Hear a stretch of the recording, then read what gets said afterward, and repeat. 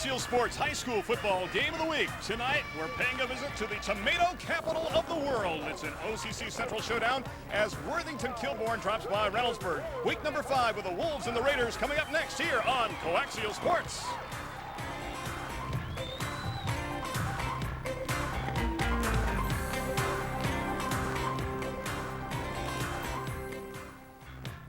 And tonight's pregame show is brought to you by Cantina del Rio Mexican Restaurants. Good evening and welcome to Reynoldsburg High School for the showdown of the OCC Central between Worthington Kilbourne and Reynoldsburg. Hi everybody, I'm Randy Reinhardt. Welcome to our coverage here on Coaxial Sports. Halfway through the high school football season. As always, I am joined by the legendary Tom McDonald. Tom, a good matchup tonight. The Wolves come in with a record of 1-3 on the season under Jeff Gafford. We got two great running backs in this game, and when you talk about Kilbourne, you start with Sean Salmon. He is an outstanding running back for the Wolves. He really is, Randy, and it's incredible. He's averaging over or close to 9 yards a carry, and his yardage comes between the tackles. He's the first option in their triple option attack. And last week, the Wolves with a tough one. They lost to Grove City by a score of 27-21. Meanwhile, for Reynoldsburg, they come in with a mark of 3-1 on the season, suffering their first loss last weekend to Dublin Scioto by a score of 17-7. When you talk about the Raiders, you start with the number 2 back in the area in rushing, and Shane Edstrom. He has been a force all season. He really has, Randy, and I'll tell you what, last year we saw his toughness when he played defense. Now he's gained about 20 pounds, and he runs inside and outside with authority. Should be a great matchup tonight. Any thoughts about this game? We see the power game of Reynoldsburg against the finesse, the triple option of the Wolves tonight, Worthington Kilbourne. That's true, and the weather won't be a factor. It's a beautiful night here. I really look for an explosive offensive attack from both sides. And a treat tonight, a new member of our team, Jonathan Cockrell, will be roaming the sidelines to bring you the color and excitement of this contest between these two teams. All right, should we ask them? They've been bothering us the whole time. I don't think we should. Hey, guys, who's going to win this game tonight? Raiders! Raiders, you heard it. We'll find out if it's true. Raiders and the Wolves coming up next right here on Coaxial Sports. Stay tuned.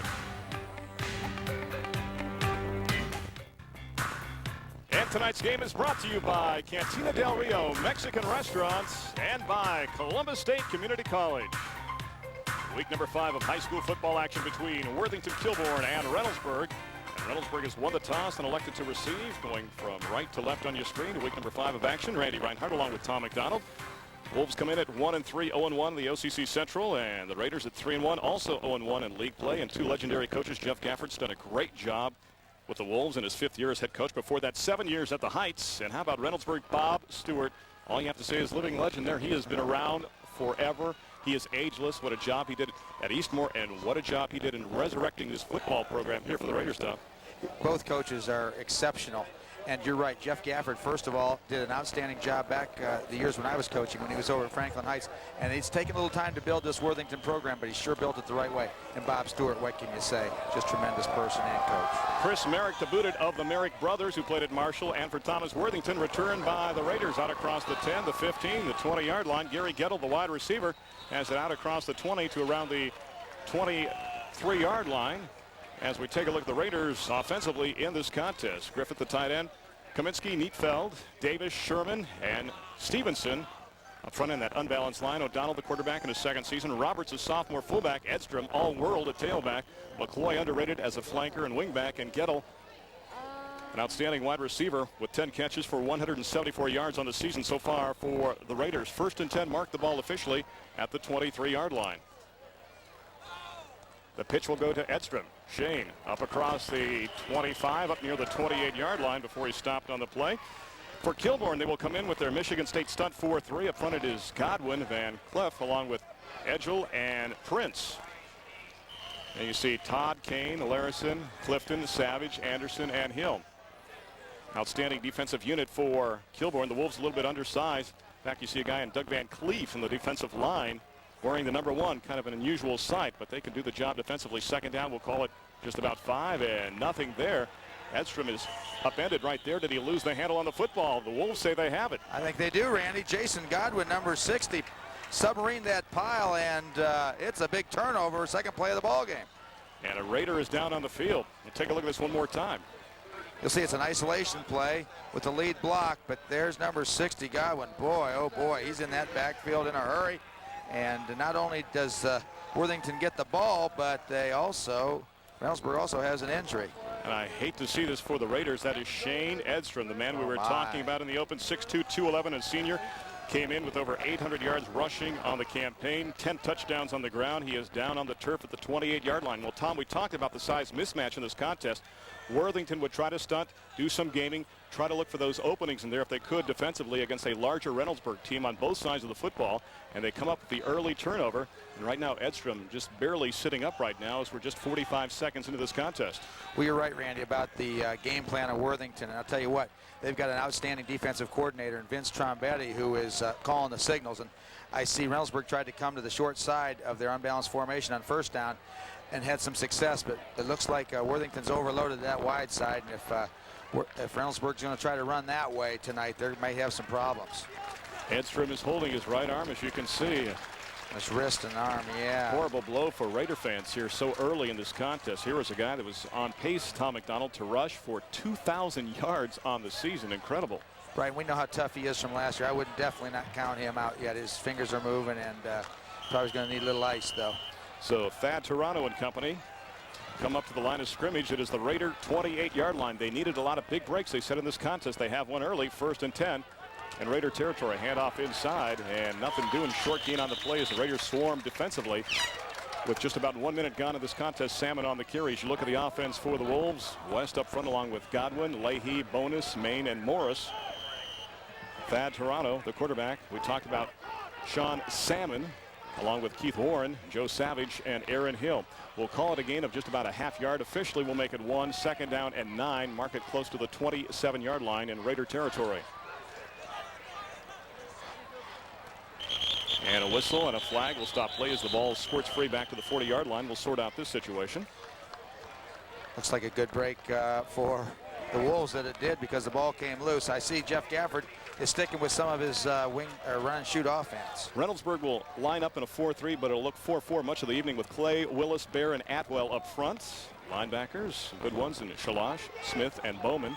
And Greeley, Evans, Glass, and Beidel in the secondary for the Raiders in this contest. False start the call on the offense of Worthington Kilbourne, so mark the Wolves back to the 32-yard line. Call it 2nd down and 14, 90 seconds into this contest. And special teams and big plays were important for the Wolves. They earmarked those as keys to turning around things after a 1-3 start. Although this is a very good 1-3 team. You hear that a lot, but in this case it is true. Toronto looking. The pass is complete on the play to Aaron Hill. Hill down across the 25, and Aaron gets down to the 22-yard line. Yes, a nice little bit of running after he caught the football, but let's credit number 44 for Reynoldsburg. Beidel is hanging on, and I remember him from last year as an outstanding defensive back. Still, they picked up a big chunk of change there, and it's 3rd and about 4. Hill came into this contest with 9 catches, good for 176 yards, averaging 19.5 every time he caught it, a long of 39, and 3 touchdowns on the season. Big play here, 3rd down and 5 for Thad Toronto and the Wolves from the Raiders' 22-yard line. 9:34 left to go in the first quarter. Savage in motion. And it's not going to happen on 3rd down. Well, let's see now. Loose. It's loose inside the 20 down to the 16-yard line. Let's see how they call this situation. Well, I really think that they're going to give the Wolves a 1st down on a hustle. Fumble recovery.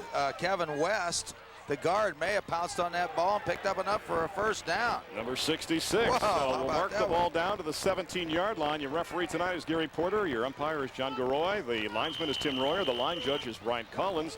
And your back judge is Dave Pitkin. The Raider coaching staff is not too pleased with that call. Nevertheless, they mark the ball at the 17. The Wolves keep the drive alive. 1st and 10, Kilbourne from there with 8:54 left to go in the first quarter. Wideouts to the top and the bottom. And Toronto will keep and get it inside the 15 down to the 13-yard line. Thad, 6 feet 157 and a senior, 2-year starter. He does a good job, according to Jeff Gafford, of getting the team in the right play. Take a look at this one. Right, this is a 2nd option. We fake it. A counter option actually gets the kick out block. This was definitely designed for the quarterback to keep the ball, and it was a good Salash did a nice job. Otherwise, he could have been in. Coach Gafford and company along the far side of the field. We'll call it 2nd down and 7. Toronto looking in the corner, puts it up there for Morris. Did he come up with a football? Yes! He caught it. Oh, what a play by Kilbourne Morris. 5'10 and 158 and a senior. Jeff Gafford told me this week, we've got to get the ball to Morris. Even if it's on an alley-oop, he can make things happen. What a recovery. He comes back to the football, keeps going, makes the catch, touchdown. Wolves on top 6-0. Watch this. You're right. I thought it dropped, but it's great 2nd effort. Look at that ball up in the air and the extension. And end it hit the ground, Randy. Coverage by Joel Greeley, and Greeley was right there on the play. You can't fault the job he did defensively whatsoever. It is ruled a touchdown with 8:12 left to go. It is extra point time now for the Wolves. Snap, Merrick with the boot. The kick is up, and it is good. 8:12 left, 7-0. Kilbourne on top. How about that, Randy? A little bit of surprise attack the Wolves have pulled. Once they took over on that turnover, they moved the ball right on down the field with a couple breaks and took the lead. Well, you said it touched the ground. We'll give the folks at home one more chance, actually, to take a look at this. We're watching it on a 5-inch monitor. You watch it on your 21-inch or larger screen at home. Great effort, great. Oops. Yes, I wouldn't matter how big your monitor is, Randy. A nice break for the Wolves, but it would be a tough call, and it was great extension on the part of the young man.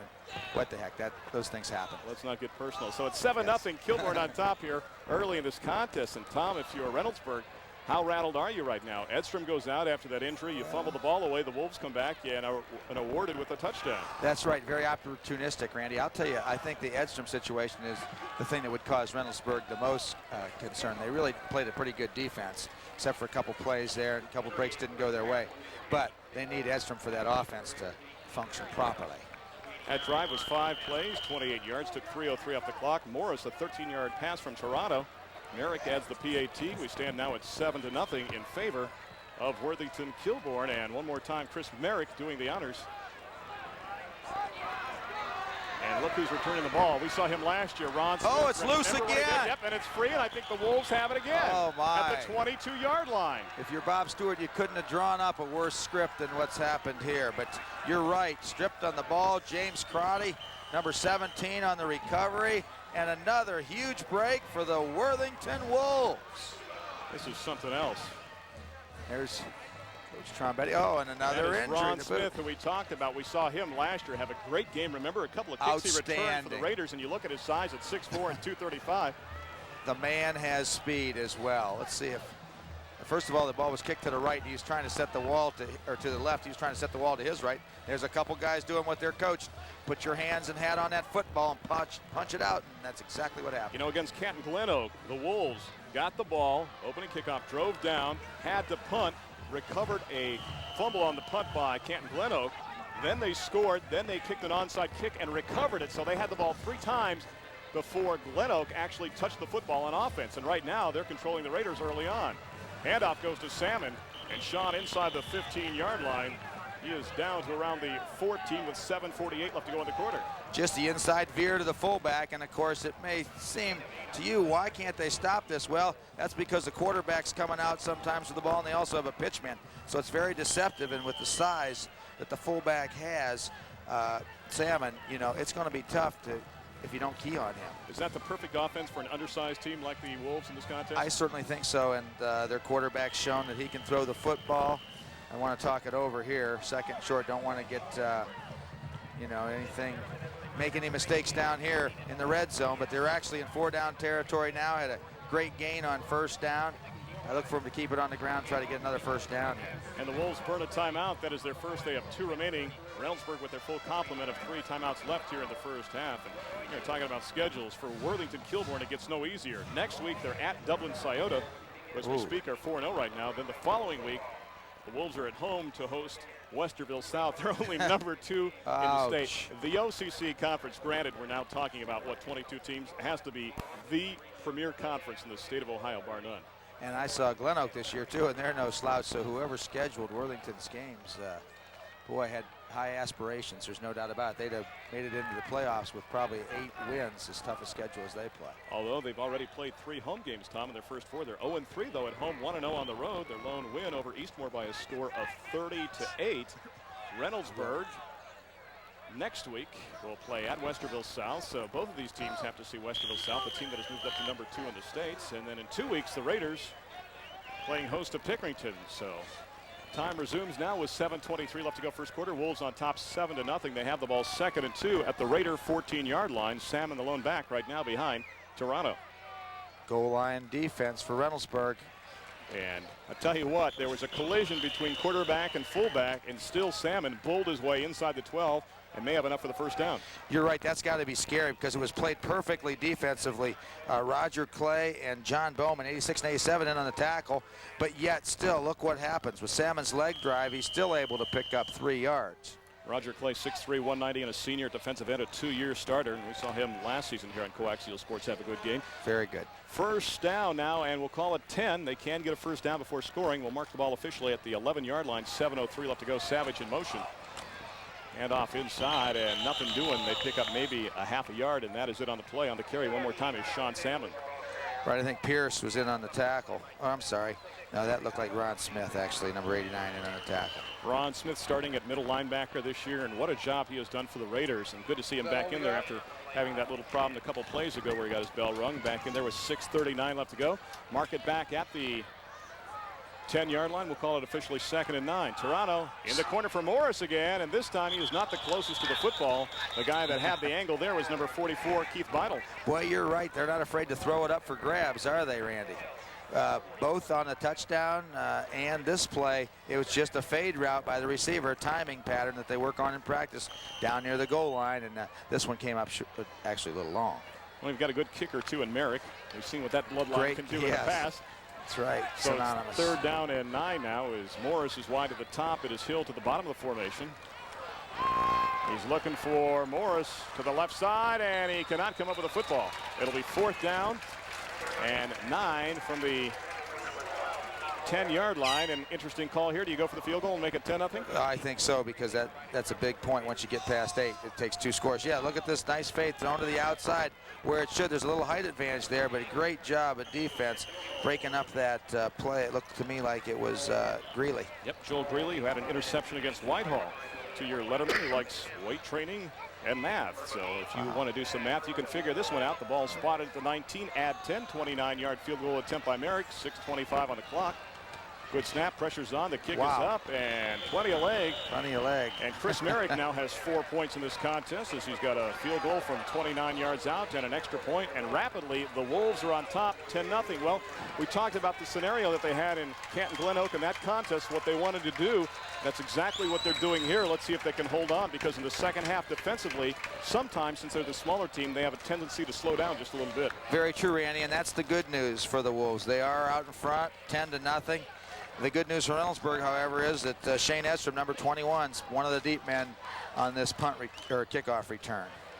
So he's back in action. It is homecoming night here at Reynoldsburg High School, and a great throng for the Raiders here. A rather sparse gathering for the Wolves on the far side of the field. And I don't understand that either, with the football fever that they have in Worthington. But I'll tell you what, actually, the way this game is going, Reynoldsburg, even though they gave up that last field goal, they really kind of came away with a little bit of momentum, stopping the Wolves from scoring another touchdown. That could have been disastrous. Good point. Gettle is the deep man standing back at the goal line. That drive was 6 plays, 12 yards, took 1:45 off the clock. Merrick with the 29-yard field goal. We stand now at 10-0 here. It's about halfway through the quarter. You talk about a guy standing back at the goal line. That says a little bit about the kicker, Merrick. When you're a deep man standing on the goal line, you know you're going against a kicker that has a heck of a leg. Just remember David and Willie, what they did at Thomas Worthington. He pooches it this time, and it is a short kick, fielded on the fly by the Raiders on the far side of the field. And it looks like it's Beidel who has it, and he's up across the 30 to the 36.5-yard line. And it'll be 1st and 10. Raiders, kind of a surprise on that one. I'll say I'm shocked, and just bragged about his leg, and really they've had some success. Reynoldsburg, Worthington's had a lot of success on their own kickoffs tonight, but tried to mix them up, cross them up a little bit. Tell you what, it would probably take a semi to get Shane Edstrom off the field, so I'm not surprised to see him out there. The man was carrying a football in the hallway between classes on Wednesday when I was here at Reynoldsburg High School. He will get the pitch right now, turn the corner up across the 35 to the 40, and falls forward to the 42. Healthy or not, he picked up 6 on the play. That's right, in a toss sweep. Once again to the short side, and I think you're going to see that play an awful lot tonight if Worthington stays in their defense. Nice lead block. It looked to me like Joe Roberts, the fullback, might be 48 there on a nice kick out, or is that 46? That is 46. McCloy. Yep, the wingback slash flanker. Yeah, he's fullback tonight then. That's 40. I think, yeah, Roberts is in at fullback. McCloy also in at wingback and fullback. And flanker can play all three. Edstrom takes it right up the gut, and Shane is up across the 45 to the 46.5 and very close to the sticks, and a 1st down for the Raiders. Nice inside running there. once again, I'm sure now that it is 48. Joe Roberts, the lead blocker on both these plays. Yeah, the thing, too, about Joe is he is just a sophomore. And Bob Stewart's done a good job of that down through the years of developing good sophomore fullbacks or running backs. When he's got a senior out there, he teams the younger back with him, so he knows he's got somebody who's a quality back out there for another 2 years. Right. However, in the last couple years, they've had Mr. Bowman. Bowman. Yeah, that was a rare exception to that theory. But they got enough of the first down. Reynoldsburg is moving. And that's the thing, too. You think about Jeff Bowman, what a force he was here. And you go back during the reign of Bob Stewart. You know, Browning was a great back. Bowman was a great back. They've had so many great tailbacks the last 6 or 7 years here under Bob Stewart. 5:14 left to go, 1st and 10 from the 46-yard line. O'Donnell looking, got a man at the 43-yard line. Pass is complete. Should be good for another Raider first down. It is Gettle on the reception. You're right. There's a dimension that's going to concern Worthington's defense. O'Donnell, excellent rollout, perfect delivery to the out route. Look at him square those shoulders, get the elbow up, put the ball right on the money. I have to say this every year. At least there is one healthy O'Donnell at quarterback. Last time we were here, Neil O'Donnell was hurt with the Steelers. And as we approach 1995 here, and about, what, week number 5 of the NFL season, Neil O'Donnell again is down. So this is the only O'Donnell that we know that's healthy at quarterback right now. They're going to perhaps measure on this play to see if they have the first down at the 44 of the Wolves. Sticks are out there, and we are told by referee Gary Porter it is a first down Raiders. 2 first downs in a row. Talked about that unbalanced line they show and with that eye. What is an advantage of that for Bob Stewart and company? Well, we used to run it all the time, Randy. One advantage that we felt, although now they're really spreading them out, is that no team has a chance to prepare for you for more than a week. It's kind of unusual, and it takes a lot of preparation. Edstrom, big hole right up the middle. Shane inside the 30, the 25, all the way down to the 22-yard line. Correct, Randy, and although it was unbalanced in the line formation, they did cheat the fullback over to the left. You'll see 48 coming in on the block, and this is a nice, interesting move that they get a great angle. He runs through a couple tackles, low and tough. Boy, that arm doesn't look like it's bothering him now. They marked his knee down officially at the 24, 19-yard gain by Shane Edstrom, 1st and 10. Same formation, could make go back right back to it. Yep. He bounces off. Oh my, oh my. Look at this, 24 yards, got away from 2 huddles of tacklers. It looked like rugby. He kept bouncing off and carries it across the goal line for a touchdown. With 4:14 left to go, it is now 10-6, Wolves on top. Incredible. You're right, it couldn't be defensed any better, but you have to wrap up, and that's the thing the Wolves failed to do. You'll see it's the same exact play they tried last time, but it was stuffed down. By all rights, he should have been tackled for a loss. Bounces out there, but he's not done. Bounces there, and clear sailing. He's got to get maybe a couple more yards before he starts getting cocky with that football, though. Yeah, he didn't see Aaron Hill from the blind side, and the extra point is up and good by Chris Glass. So the Raiders right back in this one with 4:14 left to go. It is 10-7, Kilbourne on top, and what a turn of events here early in this first quarter between these two teams. I'll say, we talked about an offensive display, and we're sure seeing that. Nice kick by Glass. So Kilbourne on top of Reynoldsburg by a score of 10-7. There's Edstrom along the sidelines for Shane. That is touchdown number 12 on the season. His 11th on the ground. He has 1 as a receiver so far this season. In fact, he had 6 catches for 120 yards coming into this contest. So a guy that can do everything, can also play defensive back as well. I'll say at 210 pounds, he could play linebacker if he wanted to, or defensive end.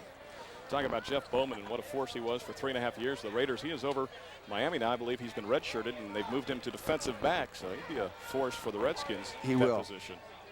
That drive was 5 plays, 63 yards, took 2:03 off the clock. Edstrom on a 24-yard bouncing run, and Glass shatters it for the extra point. It is now 10-7 on top. Now, if you're the Raiders, obviously you never lacked confidence, but you have to feel a little boost after that rapid touchdown. I also think there may have been a penalty. No, I guess not. It looks like Worthington has their hands team in there, a bunch of guys that can run. Maybe that's their theory. Either that or what's it look like to you? Got him in between the hash marks right now.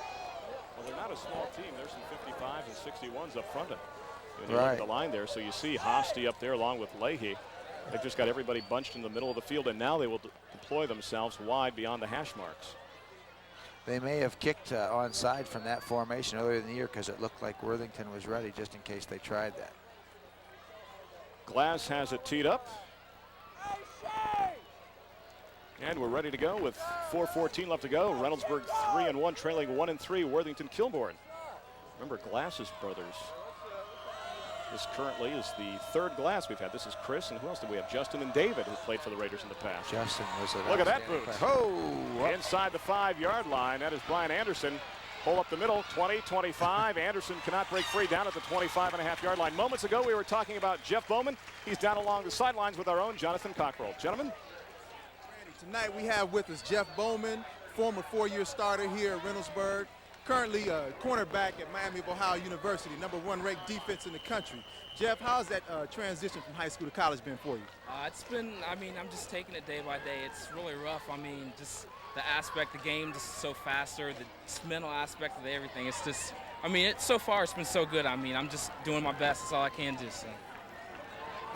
How's the transition been going from running back to cornerback? I think it's been going pretty smooth so far for myself personally. I had a couple big scrimmages. I haven't been getting beat bad like in practice like I figured that I would. Just because for that point that I've never played it before, and it's just first go at it for me. So it's just like, so to speak, like trying to teach a kid how to walk again. But I think the transition's going pretty smooth so far. So. All right.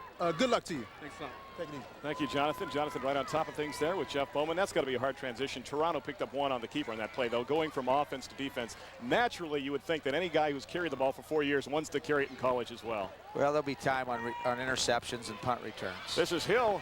Aaron makes the catch at the 27-yard line, gives ground all the way back to the 25, thanks in part to a solid hit on the play by number 44, Keith Beidle. Very solid hit by Beidle, and Reynoldsburg is single covering their wideouts, as was exemplified by the fade routes that the Wolves have been trying. Here's a kind of a hitch route, about 3 steps and drop, play action, fake the other way, turn back, and you're right, if the man doesn't make this tackle, Beidle, it's a big gainer, and boy, nice tackle. Third down, we'll call it 9, just about at the 26.5-yard line.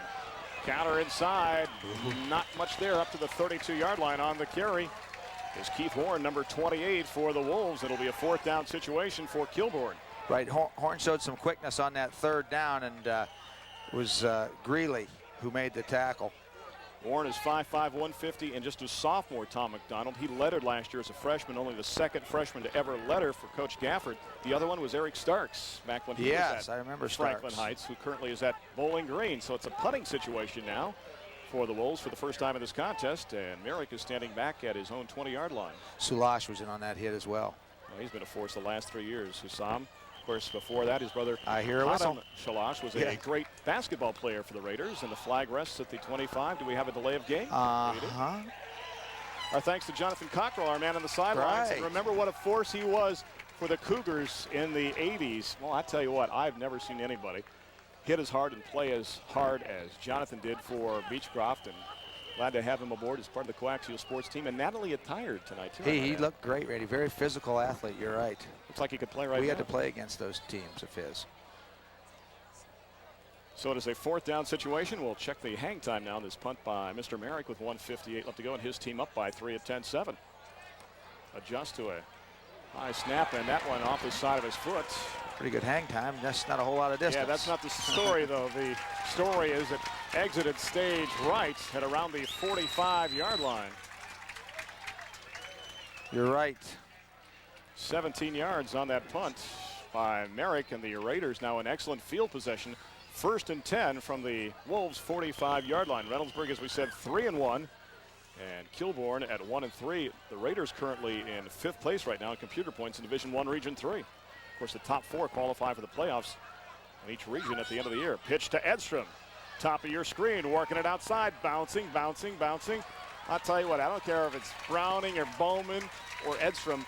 Bob Stewart has that knack for coaching the great running backs. You take it all the way back to the Griffin brothers. I was going to say, right, or Griffin. You're right. This was an incredible move Edstrom put on. A lot of people don't realize how tough it is to dip to the inside, set up your blocker, and 33 does a nice job of blocking. That's Crook.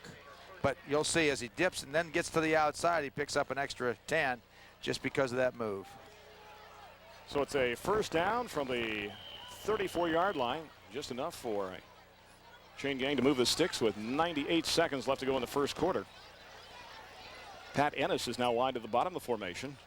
Guess who? Edstrom one more time. It's a lot easier when you do a Raider game because you can normally guess who's going to carry the ball most of the time. That's right. And as you talk about that Edstrom is carrying the football, you also have to talk a little bit about that offensive line. And you'll see it looks like number 50 and 54. I'll get their names right after this play. I like this. If you ever need short yards, you know Edstrom's a man that can get them for you. Stephenson and Davis.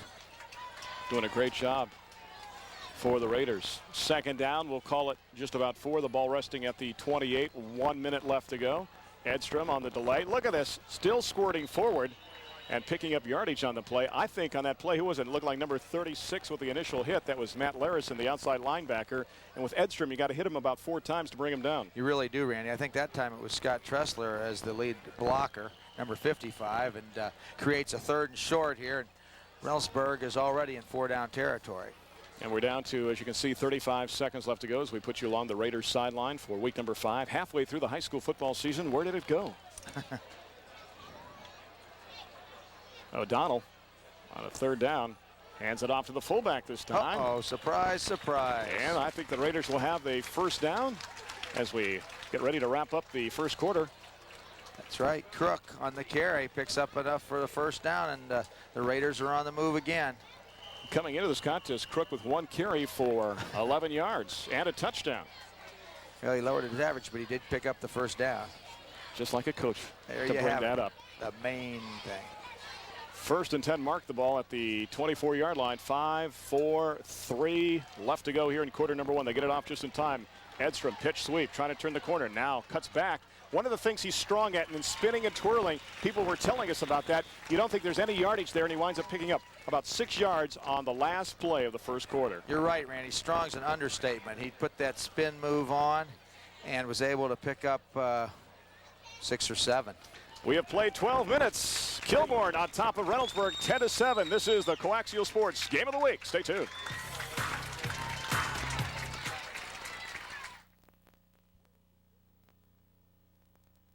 Played 12 minutes. Worthington Kilbourne on top of Reynoldsburg by a score of 10-7. I'm Randy Reinhardt along with Tom McDonald as we start the second quarter. Tom, your thoughts about the first 12 minutes of play? Well, 12 exciting minutes, Randy. No doubt about it.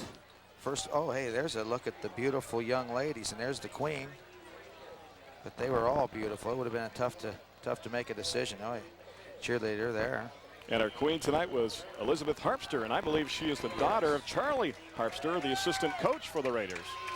Yes, indeed. That's a good-looking group.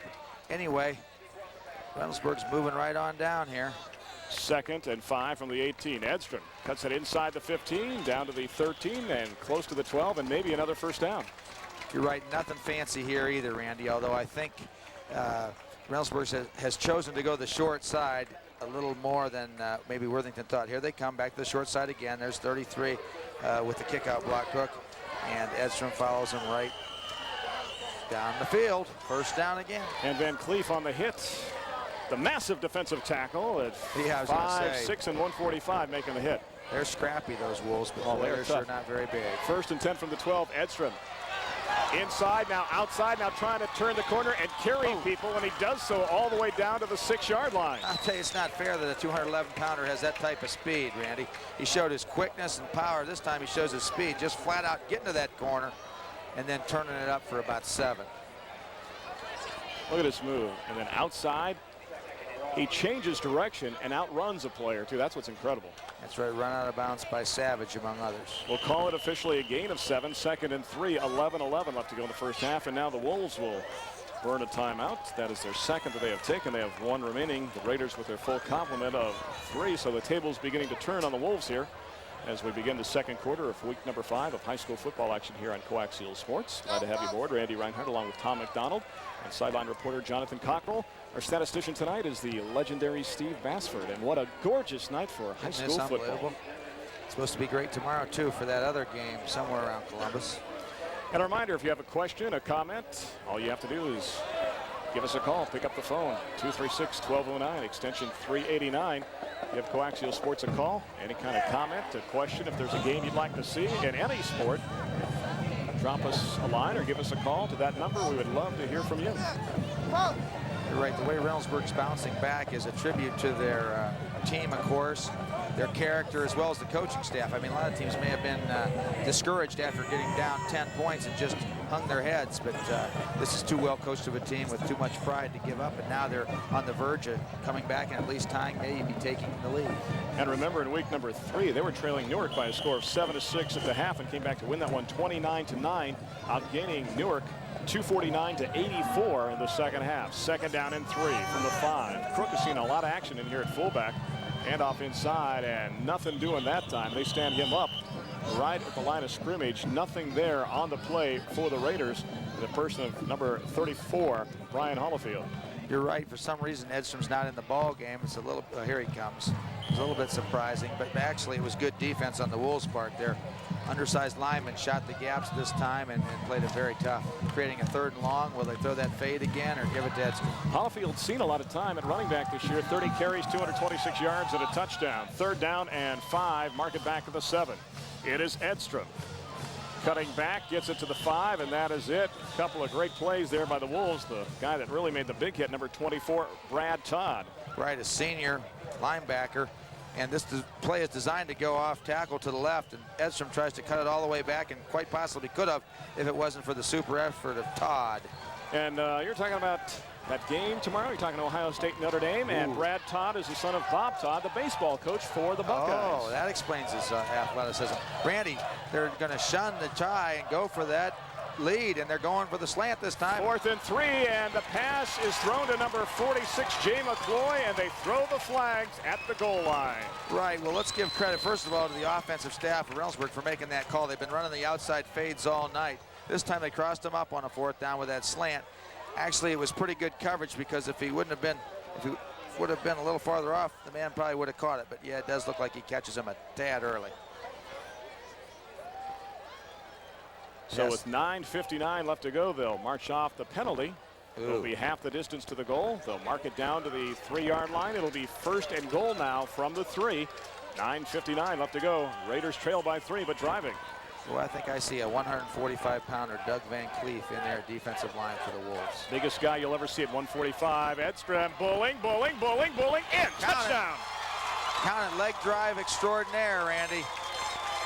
And some words now being exchanged by both sides, but the Raiders on top now, 13-10, 9:57 left to go in the first half. Touchdown number 13 on the season for Shane Edstrom. That's right, aided by that 4th down interference call. Reynoldsburg made the most of it in a hurry, in a big way. 6 points.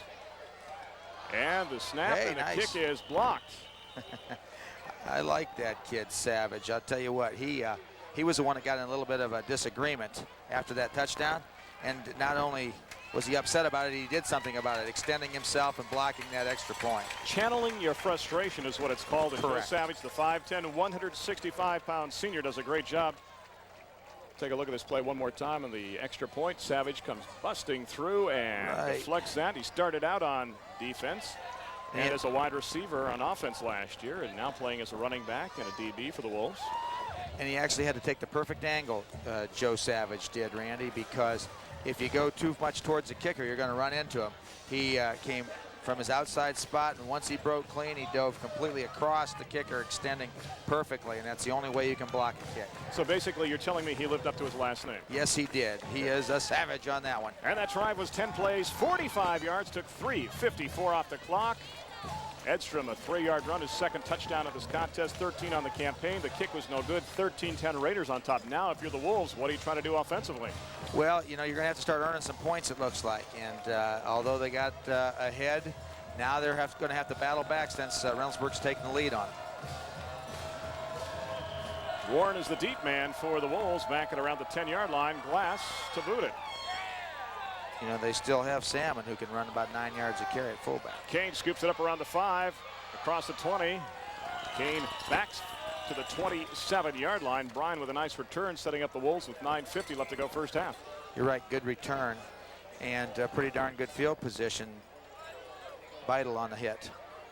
So 1st and 10 now for Kilbourne from their 27-yard line. And what a classy head coach, too, they have in Jeff Gafford in his 5th year, a record of 61-54-1. What a great job he did throughout the years, too, with Franklin Heights with that Falcon program on the west side. Sure did. He really was able to put a successful program together. Whistle will stop play before the handoff to Salmon. I remember Tim Hill. We were kind of had success at the same time period, although we didn't play each other, Randy, but I always had a tremendous amount of respect for Coach Gafford. I think they were tearing up that one league. They would have been in the OCC Capitol. It'll be first down and 15 on the false start on the offense. And I remember, too, some games they used to have with Pickerington. I think Franklin Heights and Pickerington will lock up in like those 40-37 contests. Yeah, it'd be fun for the fans, no doubt about it. And the defensive coordinators didn't sleep all night. First and 15 out from the 22, and 9:22 left to go. Savage in motion. Toronto looking downfield, and the pass is incomplete. We've got a flag out around the 35-yard line. Intended on the play, it looks like, on the far side for Hill. Nice job of faking. This is the boot pass. After you fake the sweep, the motion man comes and you fake it, and then you roll out to the right, and it looks like pretty good coverage there too, but it would have taken perfect coverage to break it up, and he was there just a little soon. There's Mr. Touchdown tonight, Shane Edstrom. He's got a couple of scores on the evening. Pass interference is the call on the Raiders. They'll mark it off. It'll be a first down for the Wolves. That is a tough man right there. I'm not going to call him a boy. No, I wouldn't. He earned his stripes. Transferred in from the Groveport schools. I think they could use him back. You did that to a lot of people, I noticed. Caused him to leave. Yes. So mark the ball out to the 37-yard line. First and 10 from there. I think this offense of Franklin Heights with this misdirection could cause some problems for the Raiders if they don't read their keys well, because they have a lot of different things they can do. I saw that boot pass. You know, they have the sweep off it. And don't forget, like we mentioned, the old fullback, Salmon, is always a threat. Franklin Heights and now Kilbourne. It is Hill wide to the top, Morris to the bottom of the formation, and Warren with the stutter step and the handoff, and a nice gain on the play. As they advance the ball up to around the 43-yard line. I'll say 7 yards on first down, and that time they had trips formation to the left, but once they sent their man in motion, you'll see it's just the old inside veer. Salmon Nice on the read. carry. Yeah. And that's the thing, too. You look at Sean on the season, you go, how is this guy averaging nearly 9 yards a carry? Well, because of all that motion that you see and confusion that they create for the defensive line and the linebackers. Call a gain of 6 officially, second down and 4. Salmon again on the carry, and he gets it up across the 45 to around the 47-yard line, and could be enough for another Wolves first down. Move the sticks, Randy. Same formation, same motion, same play. Great result. You look at Sean, he's not a prototype I fullback, not a kick-out blocker type of guy, but good in the option play, because if he sees a little opening, he can just go through the linebackers. And he's had some big runs on the season. 85 yards against Eastmore, 78 against Westerville North. In fact, against Eastmore, 7 carries, 156 yards. First and 10 from the 47. Toronto to Warren, and can he turn the corner? Nope, not this time. Way. Nothing doing. Roger Clay stayed at home, number 86, and they tried to cross him up with a little counter, and the result was not what they desired. Second and long. Clay stones him, stays at home at defensive end, and brings the ball back to the 43-yard line. A loss of 4 on the play. We'll call it second and 14. Hey, seniors! Let's see. No, that's where's the E, man? And E's back there in the white cap. Well, come on, E. Get a little skinny E. Should have been Watch the how eye. you He say should have that, been the partner. eye. Second and 14. The quick out pattern is incomplete on the play to the big H, Aaron Hill on the play. Okay, well, that was designed to get some of that yardage back. Now this time on 3rd and 15 or so, 14, they're going to have to try to throw a little deeper pass. And this is a tough situation for the Wolves, because when you talk to Jeff Gafford, he will tell you, offensively, after 1st and 10, they want to be in about a 2nd and 6 situation and never see this. Also, defensively, when they're trying to stop the other team like the Raiders, they want to see them in a 2nd and 9, 2nd and 8 situation. So right now, they have not been in the football frame of mind they want to be here in the last couple of minutes. 7:49 left to go. Raiders, after trailing 10-0 on top, 13-10, is now a 3rd and 14 with Warren in motion. And coming back the other way. Way back. They pitch it. Hey, he's going to break To loose. Morris, and Morris gets away. 40. Morris 50. Kemar all the way down to the 48-yard line. But even with that, Tom, he's about 4 yards shy of a first down. I'll say, and man, did that take a long time for the pursuit to get there. They were very much faked out, except for I think it might have been 74. Roger Bear, I'm not sure. Somebody held his leg and held his leg and held his leg and held his leg, and still he was able to break away at the last minute. Yep, it's Bear coming all the way through with a hug. And you know, although he didn't make the tackle, this extra effort on his part to hang on right there probably saved the first down. Slowed him down enough, so he got some help from the secondary. It'll be 4th down and 4 just across midfield. Let's see what they do here. They may try to shift. 7:02 left to go. Merrick will indeed punt it and sees lots of pressure and will hit inside the 20. And the two deep back split for the Raiders, and maybe the Wolves down that a little early inside the 15-yard line with 6:50 left to go. That's right. There's the defensive staff of the Raiders, which really has played pretty well tonight. If you really think back about it, you know, they had a couple bad little misfortune early, but they've bounced back and they've been pretty effective lately. Again, we talked about getting the ball to Morris, trying to get him in the open field. True. They've done a good job of that, have the Wolves early on. We talked about getting the big play early on. They did that as well, too. So with 6:44 left to go, Raiders have it 1st and 10 from their own 13-yard line. It is Edstrom. Shane, 15. Shane, 20. 25. And marches out of bounds at around the 32 and throw the flag as well. Right, not a very good move in front of the Reynoldsburg bench, but basically it's probably a little frustration. It looked like the strong safety for the Wolves was put to the field this time, and Reynoldsburg put their unbalanced formation into the sideline and then ran wide, and they really were a man short. A little late on this, but total yards in the first quarter, as you look at it, in favor of the Raiders, 95-52, but they turned it over twice in the first 12 minutes. That was the story of the first quarter. Right, once he breaks outside, there's no secondary support until it's too late, and then you'll see he's considerably out of bounds. I mean, considerably. Oh, it was a love tap. That's right, my man Savage. So on the penalty, mark it out 15 yards from the 32 to the 47, and Raiders will have it 1st and 10 with 6:34 left to go in the first half, already up by a score of 13-10. Gettle is wide to the bottom of the formation. Edstrom, the lone back behind O'Donnell, and Shane's got it, trying to cut it back, gets up to midfield, and that is it. You're right, a good adjustment on Worthington's part of shifting their linebacker over, and it looked to me like Kane was in on the hit. He was. Brian was there along with DeLaw, Prince, and they've done a good job defensively. You like that defense they run, that stunt 4-3 out of Michigan State with the tilted tackles? Well, I didn't like to go against it because it is kind of confusing, and once again, it's one that's not used very often.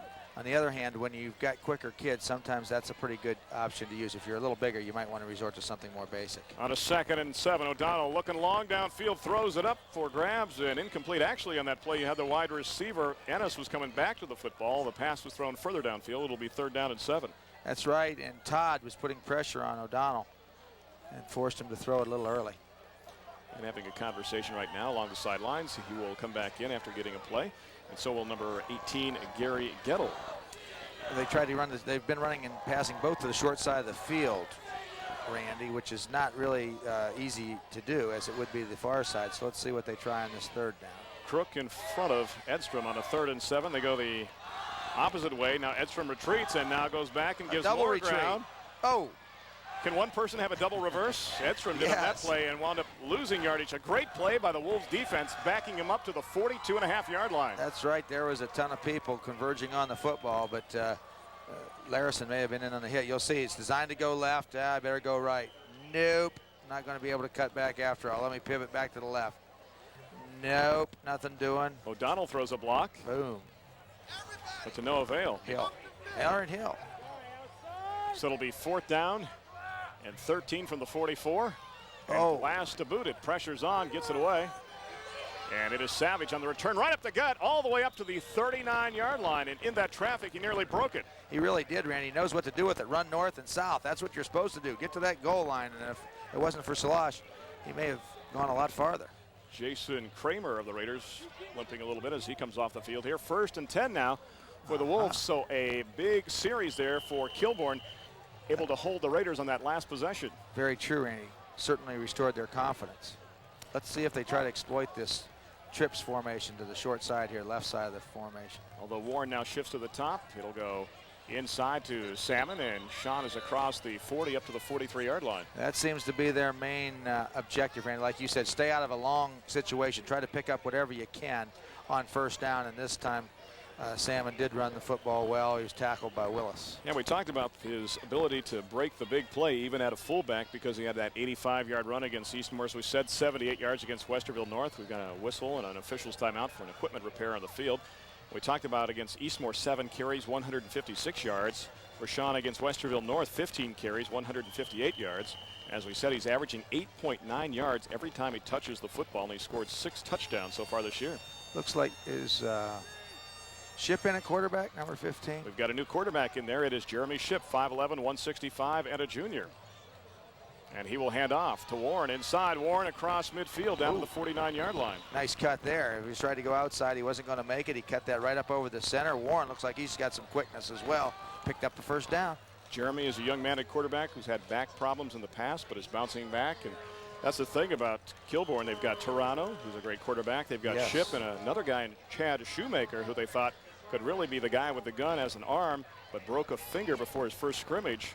And just coming back right now into his own. A shortstop on the baseball team as well. Ship looking on the out pattern, intended for Morris, passed incomplete. Right, Ship and Shoemaker both are underclassmen, juniors. It's a nice little luxury for Jeff Gafford to have. Although, you know, you look at this roster and they're undersized, but there's a lot of talent, good speed on this team. You put a couple of guys in there that are 250, 260 pounds, and you've got a massive team.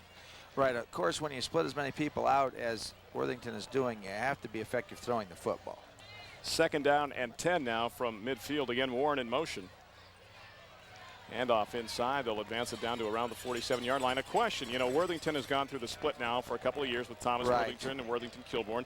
Is that an effect right now still on these two football programs? We see Thomas Worthington right now without a win through the first 4 weeks of the season. Well, of course, back in the old days, Worthington was awesome because they only had the one school.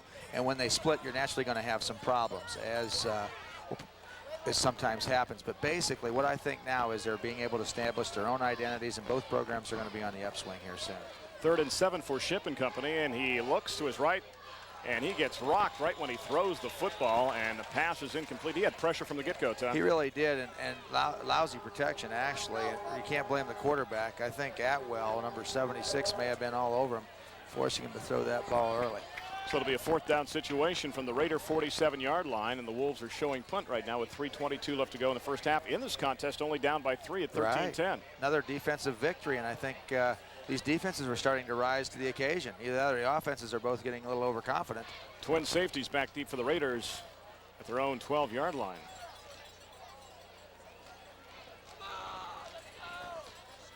Merrick, again a nice kick. And they take it at the 15-yard line, and you see the hang time just over 3 seconds.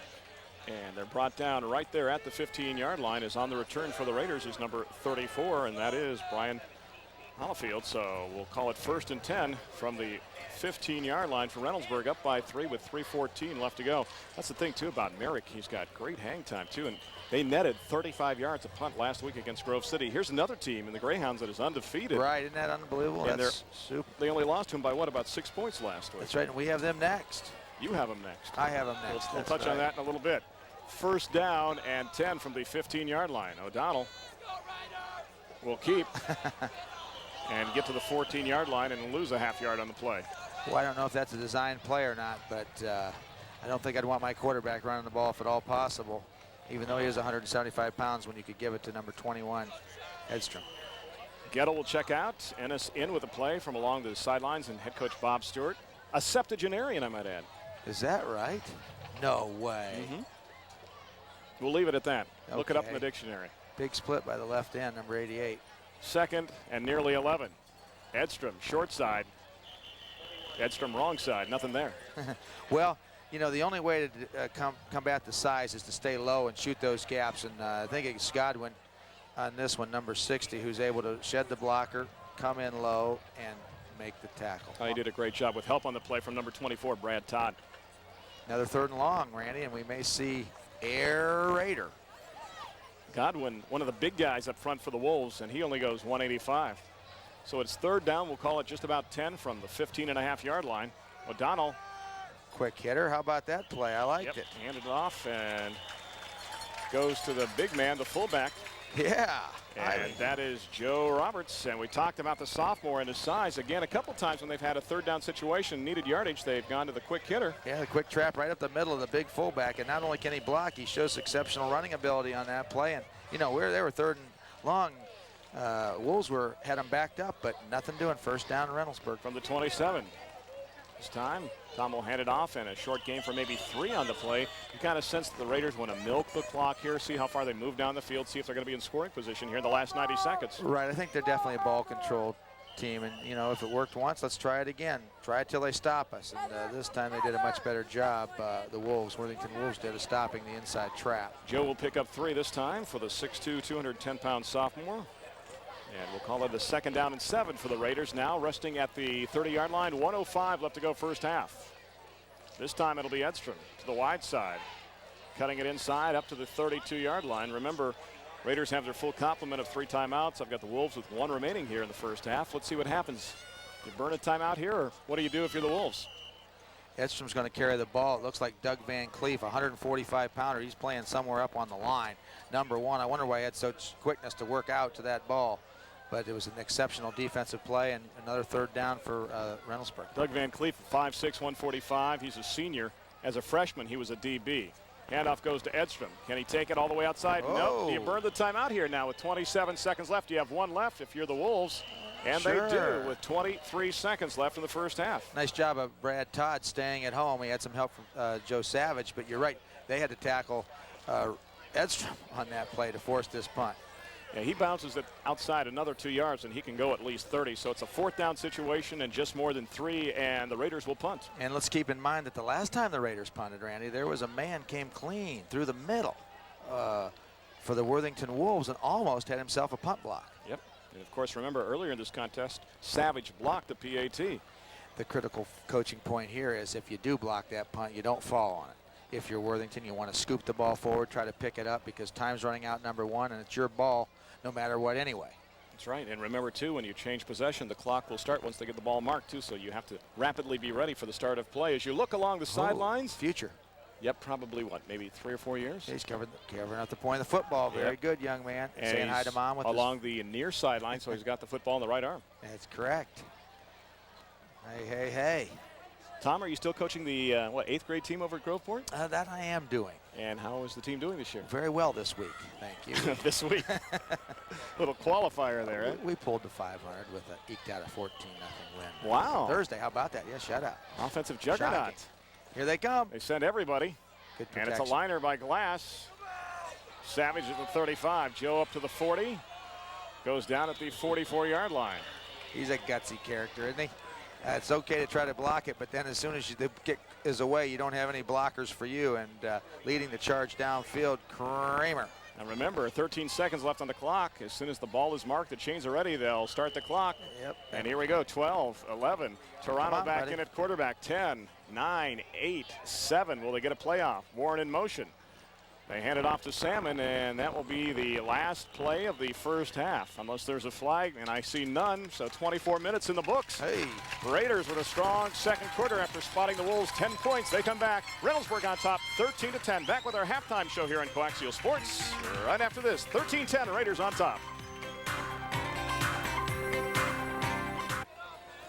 Welcome back. We're at the half. Raiders on top of the Wolves, 13-10, and we're being entertained right now by the Worthington Kilbourne High School Marching Band under Kevin Garrity in his first year.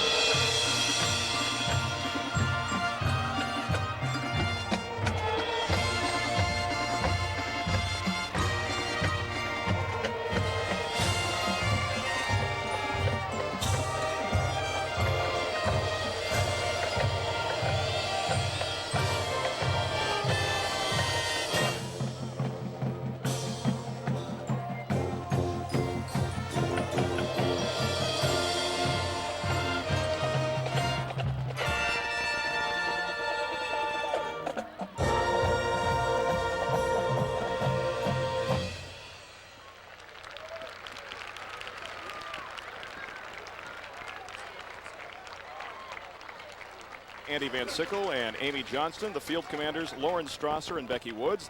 The band president is Jenny Davis. The flag corps captain is Julie Dalton. The drill team captain is Adrian Ernest. The featured twirler is Jackie Weber. The band is performing their contest show, My Man, Inner Light, Speak Low, and Do You Want to Dance, featuring Shane Kibbe on trumpet. Events, the band is performing this weekend at the Defiance Band Festival. And the band will go to Cedar Point the next day. And the annual Tag Day is coming up on Saturday, October the 7th. Now with some special guests along the sidelines, here's Jonathan Cockrell. Jonathan? Randy, this evening we are delighted to have as our guest the homecoming queen this year for Reynoldsburg High School, Elizabeth Harpster, and her guest, Jeremiah Burgess. Elizabeth, I guess it's safe to say that most girls dream of being the homecoming queen as a freshman. There can only be one, though, and you're that one. How's it feel? I mean, it was really like a big shock. Like, I had no idea I would get it, but I'm really glad that I got it and everything. I'm really happy, excited about it. One thing about Elizabeth is also an outstanding athlete. She's a basketball player, and she also throws the shot and the disc on the track team. Tell us a little bit about your track career and your basketball. Our basketball program here has had a lot of problems with like the coaches and everything, but we have a good team and we're doing really well. We'll do really well this year. And our track team's really good. The coach is really good. Hopefully I can help them get better and do better this year. Okay, thanks a lot. Congratulations. Back to you, Randy. Thank you, Jonathan. We're being entertained right now by the Reynoldsburg Alumni Marching Band. Joining us here at the break. This is always a treat for homecoming. They have the alumni band at the half. We'll tell you about the regular band as well, too. The regular band is under Brian Stevens in his third year. The assistant band director is Sheila Riffle. The percussion instructor is Gary Sweeney. The color guard instructor is Dave Baker. The field commander, Bonnie Sharper and Pat Carmichael. More now from the alumni band from Reynoldsburg High School.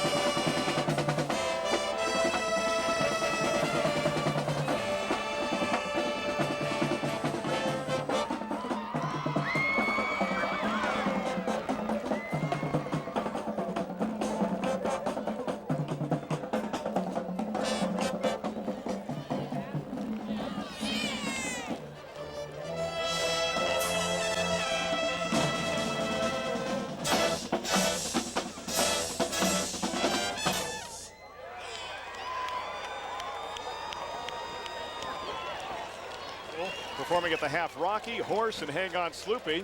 The high school band will perform their competition show during the post-game events coming up for the current high school band. They'll be performing at the Watkins Mid-Ohio Classic on October the 7th. Then they'll perform at the Newark Invitational on October the 21st. The band is qualified for the state finals marching band competition in early November. Band A Day is coming up. They'll be canvassing the town with Raider cards in exchange for a donation. That is on Saturday, October the 14th. Brian Stevens has a quality program here in Reynoldsburg. At the break, the Raiders on top of the Wolves, 13-10. Back with more here on Coaxial Sports. Right after this, stay tuned.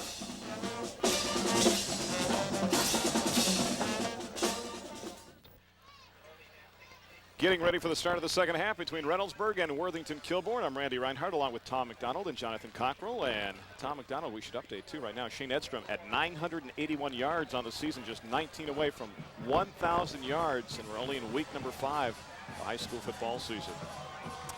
And as we get ready for the start of the second half, Kilbourne will receive to start the third quarter. If you're Jeff Gafford, did you change anything at the break? Well, I don't really think they could change a whole lot. Offensively, I think they want to try to maybe throw the ball a little more. They're going to have to mix it up. but on defense, they're playing hard and about as tough as they can against that big size disadvantage that they have in fact, as far as the Raiders' offensive line. In fact, they got the Wolves 3 out of 6 passing, 24 yards and a touchdown in the first half, although some people saw the ball hit the ground there in that play. The Raiders and O'Donnell 1 out of 2 passing for 10 yards in the first half. Morris had a catch for 13 yards and a touchdown. Hill 2 catches for 11 yards, and Gettle had the lone reception for the Raiders in the first half. Good for 10 yards. We talked about what Edstrom and Salmon did in the first half. Roberts had 2 carries for 14 yards. Edstrom, a pair of touchdowns for the Raiders in the first half from 24 and 3 yards out. Glass good on 1 of 2 extra points. The second was blocked. Morris, the 13-yard touchdown pass from Toronto. Merrick, the PAT. Then Merrick added a field goal from 29 yards out, and it is 13-10 with the Raiders on top by 3. A fast start is what Worthington Kilbourne got in the first half. Let's see if they can do that in the second half. You know, as good as Edstrom's been running the ball, he's also their second leading receiver. And don't be surprised, Randy, if later on in this contest they choose to go to Edstrom via the air. Talked about the killer schedules for these teams. How about Worthington Kilbourne? They play a team last week that was undefeated in Grove City. This week they play Reynoldsburg, that is 3-1. Next week, Kilbourne has to go to Dublin Scioto. As we speak, they are 4-0. Then they are home with Westerville South. They are only number 2 in the state in Division 1. And for the Raiders, all they have to do is play South next week. Is that how it works? Yes, that's at right. Westerville South. Then in 2 weeks, Raiders back home to host Picktown. And of course, next week, Tom McDonald, you will be at Pickerington when the Tigers host Grove City. And for the first time in 13 years, I will miss a high school football game here on Coaxial Sports. And let me explain why. We are splitting the crew. Part of us are working for Sports Channel, and we'll be doing OSU women's volleyball live at 7:30 next Friday night, going coast to coast on Prime Sports and Sports Channel. So we'll be doing that. So we're kind of doing Coaxial and Coaxial 2. There you go. And we'll be working on that national cable cast, but you'll be in fine hands here with Tom McDonald and Mark Cooper and Jonathan Cockrell next Friday from Picktown. Boy, it's going to be different, Randy. Sure going to miss you. You say that now. Glass with the boot.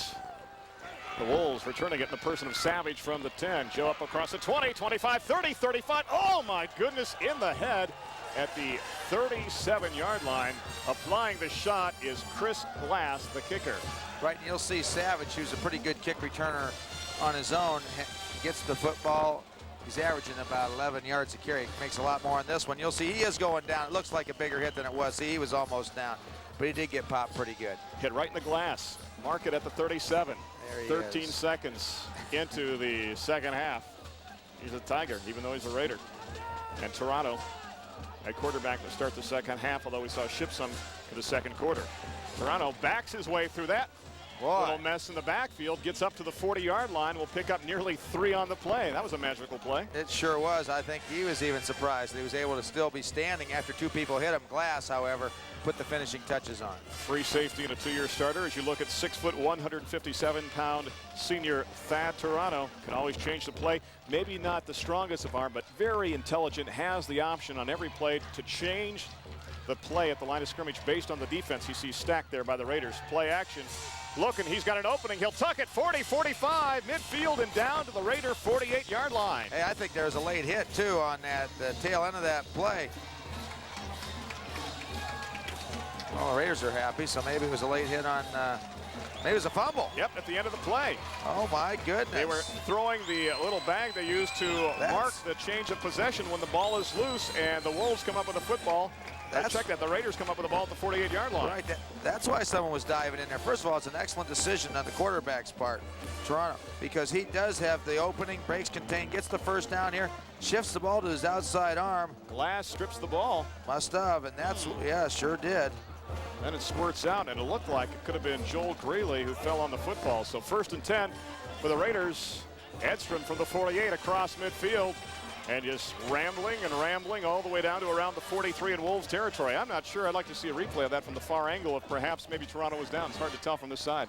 It was close, Randy, but when you think about the way this game's progressed, in the first half, the breaks early went to Worthington, and now it seems like in the second half they've shifted a little bit. Good point.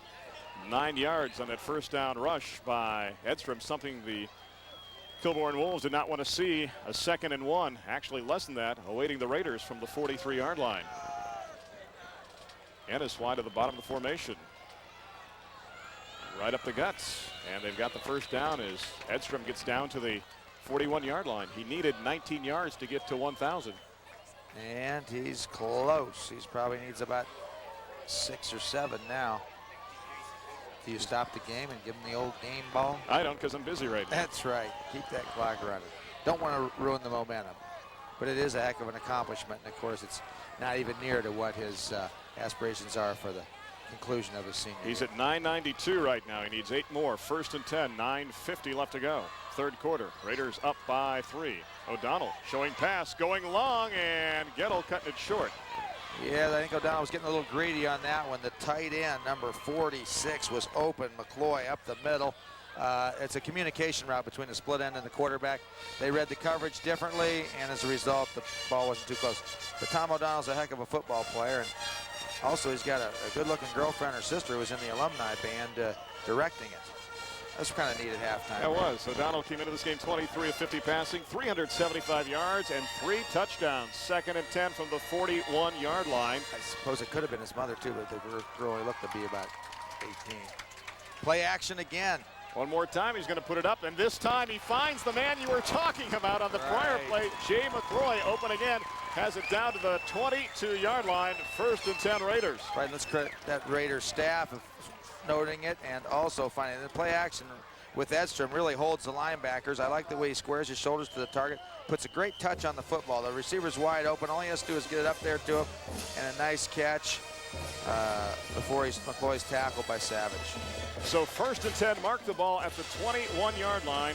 Great play by McCloy. Edstrom gets down to about the 20, and that is it. And of course, McCloy is a guy that's done a great job. 6'3", 200-pound senior, 3-year starter, and I should mention he is the assistant vice president of my fan club here in Reynoldsburg. Is that right? And who is the regular vice president, or do we have one this year? We have a vice president and a president. We'll touch on them later. Oh, we will? Wonderful. We kid about that. These guys started this out here about 6 or 7 years ago. It's just such a hoot to come out here. These kids have a good time. They enjoy high school sports. We love coming out here. The spirit and the enthusiasm is alive in Reynoldsburg. 2nd down and 9. O'Donnell looking in the air again. Nice the pass catch. is complete inside the 10-yard line, and I think that time it is Roberts. O'Donnell. Right, it was Robertson, and it's a nice passing catch. Actually, Kamar Morris was in good position. The play action held the linebackers again, but it was a great catch, really, by Roberts. Look at that camera work, right on the money, great concentration. 1st down inside the 10. So Roberts and McCloy doing the job, and I'll tell you what, it's getting very difficult to see those 46s and 48s, kind of reminiscent of last week with what we saw with Billy Hamilton with Circleville. But a timeout is taken by the Raiders now with 8:39 left to go in quarter number 3. They burn their first one in the second half. They have 2 remaining. They're up by 3 at 13-10 and driving right now. The Wolves have their full complement of 3 timeouts here in the second half. And I'll tell you what, Worthington Kilbourne is only down 3 right now, and this touchdown, if it would happen, would only make it 10. But still, you kind of sense that the ball is rolling the way of the Raiders here in the second half from actually the second quarter on. It really has been, Randy, and that's why I like this decision on the part of the Wolves and Coach Trombetti as the defensive coordinator to get this timeout, try to get them settled down here inside the 10, because this is a huge possession. Except I saw the signal for Reynoldsburg taking the timeout the first time by our referee, so we'll check on that in just a second. That could have been. 8:39 left to go in the second half. Either way, Tom McDonald, you look at Reynoldsburg, and here's a team last week that lost Dublin Scioto by a score of 17-7 at their place, and quite honestly, it was probably the worst game they played all year. And Bob Stewart said, you know, you're normally going to have one of those games, and you hope that you can just eke out a 1-point win, and that was not the case against Scioto last week. Of course, Scioto probably had something to do with that as well. They're an outstanding football team. 1st and goal from the 9-yard line. Edstrom, he would take it in all the way here. He would have, you know how many yards. It would be easy to figure that one out, wouldn't it? Yep. You could always remember the 1,000th yard, but he sure didn't on that play. He was stopped for about a 2-yard gain. He'll mark the ball down from about the 9 to inside the 7, closer to the 6. It'll be 2nd down and goal as Ennis will check in now with the play from Bob Stewart and company. Bob Stewart in his umpteenth year as head coach. Well, we can give you the numbers, but it really doesn't matter. Here's a guy that's got a career record of 231, 98, and 8, of course, in his 8th year at Reynoldsburg. And nearly 3 decades with Eastmore, and of course 3 years as a volunteer coach for the Buckeyes. Edstrom will try to cut it back, look for an opening, and I'll tell you what, there is nothing there. The Wolves, tough defense inside here on that second down and goal. You're right, that timeout served its purpose. Excellent defense, because Edstrom actually made 2 super moves on that play just to get back to where he started.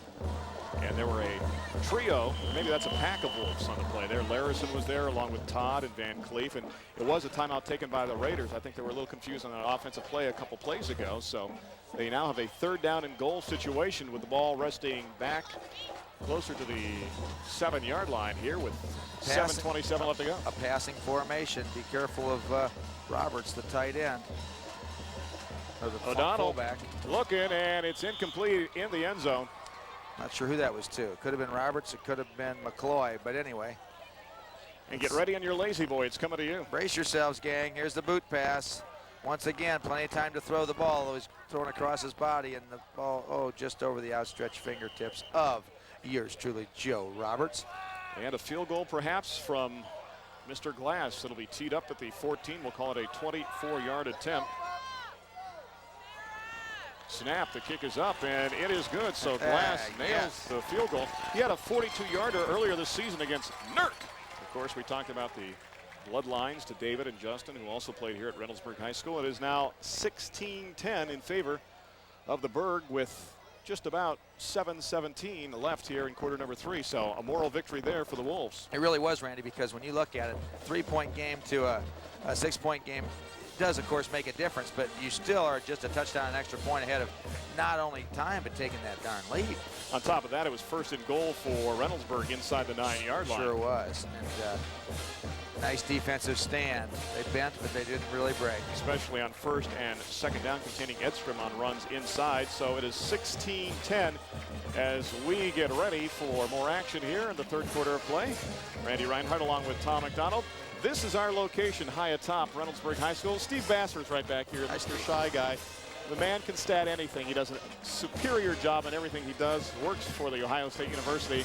We are so blessed with great support people here at Coaxial Sports. Steve is a former play-by-play man. He knows sports inside and out. Very lucky to have him on our staff. And our newest addition of all, Jonathan Cockrell, joining us on the sidelines. Thanks to him for being a part of the Coaxial Sports team. And Tom McDonald, of course. Yes, you're already enshrined in the Broadcasting Hall of Fame. Hey, get back on us. Forget that kickoff. From the 8-yard line we go on the return. Woo! It's Anderson, loose. Yep, The ball's and loose. the Raiders have it at the 23. Oh, this could be mad huge. scramble. Yep, they do. Hey, here he comes. That is the one and only Bassam Shalash. He told me earlier this week he was going to make a big play. I said, you always make a big play. Yes, indeed. And the big plays are now definitely swinging in the Raiders' favor. A huge recovery of a fumble on the kickoff.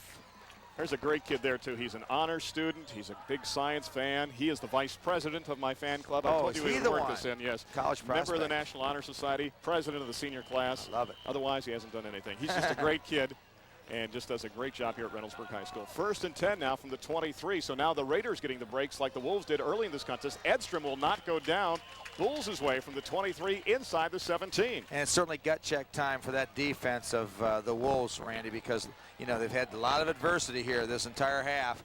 And Reynoldsburg's knocking on that door, and let's just see what can happen. They're going to mark it down officially inside the 18-yard line. That prior drive, we better recap in case somebody scores again here. 10 plays, 45 yards, took 3:41 off the clock. Glass, a 24-yard field goal. We stand at 16-10 now. 6.5 left to go. It is now a second down and 4 situation, as you see on your screen, with 6:26 left to go, quarter number 3. Wing to the bottom. This is Edstrom taking it inside, still fighting. A flag is down. He is not, though. The flag rests at the 14. Edstrom goes down inside the 8. What leg drive, and Worthington thinks they stole the ball, but it looks like it's blown dead. Of course, the holding penalty is going to take this back, but tremendous leg drive. And, you know, all athletes nowadays hit that weight room heavy, but I imagine there's not two teams in Central Ohio that hit it as often as Worthington and Reynoldsburg. And the thing, too, about the Wolves, you kind of touched on it a minute ago, you have to wonder in the second half of time, since they are undersized, if the team has a tendency to get a little tired on defense. Oh, yeah, that's no doubt. I see this Doug Van Cleef. He is 145 pounds playing right over the strong side guard every play, and he's trying to hold his own, and he is, but for the most part, but hey, let's face it, when you're about 80 pounds outweighed, it's going to be tough. Well, who was that guy you had in your unbalanced line? His name was Large? You remember it. I'm glad you did. You're right. And how large was Large? He was 145 as well, but that was offense, and it's a little different. But you're right, pound for pound, I wouldn't have traded him for anybody, but there is a time when size does have its advantages. 2nd and 16. The quick pop by O'Donnell on the play for Ennis, and a flag, I think, down near the near sidelines, resting around the 29-yard line. Pass interference, the call on the Wolves. Well, they called that slant pass twice, and both times it's been an interference call in favor of the Raiders. Not a bad way to get 15. And that's going to move the ball down inside the 20, I believe. We're darn close to it. Pass interference, the call on the Wolves. Unofficially right now, we have Shane Edstrom at Drum roll. 999 yards. Uh-oh. Uh-oh, he's going for fourple figures. Fourple? That's after a triple, right? Yes, indeed. Well, it's 1st and 10 from the 14, 5:59 left to go in quarter number 3. Will it be number 21 breaking the 1,000-yard mark halfway through the season? The answer is yes, and then some, but not much more, but he's over 1,000 yards on the season and still 5:52 left to go in the 3rd quarter. Brian Kane, nice tackle. Edstrom did a nice job, but I'm sure he's upset. How could one guy pull me down with just one hand? Well, it hasn't happened tonight except for that one time. And remember, if you're just joining us after a elongated break, he went out for a while in the 1st quarter there when he had what, a tender right arm, it looked like, arm or wrist, and came back in a short time later. True. There he is. See what he's done so far in this contest. Throws him over 1,000 for the season.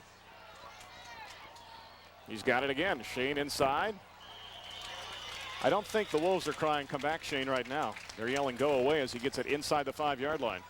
And once again, this is straight ice. Oh, great camera work. You see the Michigan stunt defense. They stunted the wrong way in this particular case, and he follows that excellent line blocking, which really we probably should have stated more often. That's Bonus, Maine, and let's see, Davis, Kaminsky, Sherman, Stephenson, Nitfield.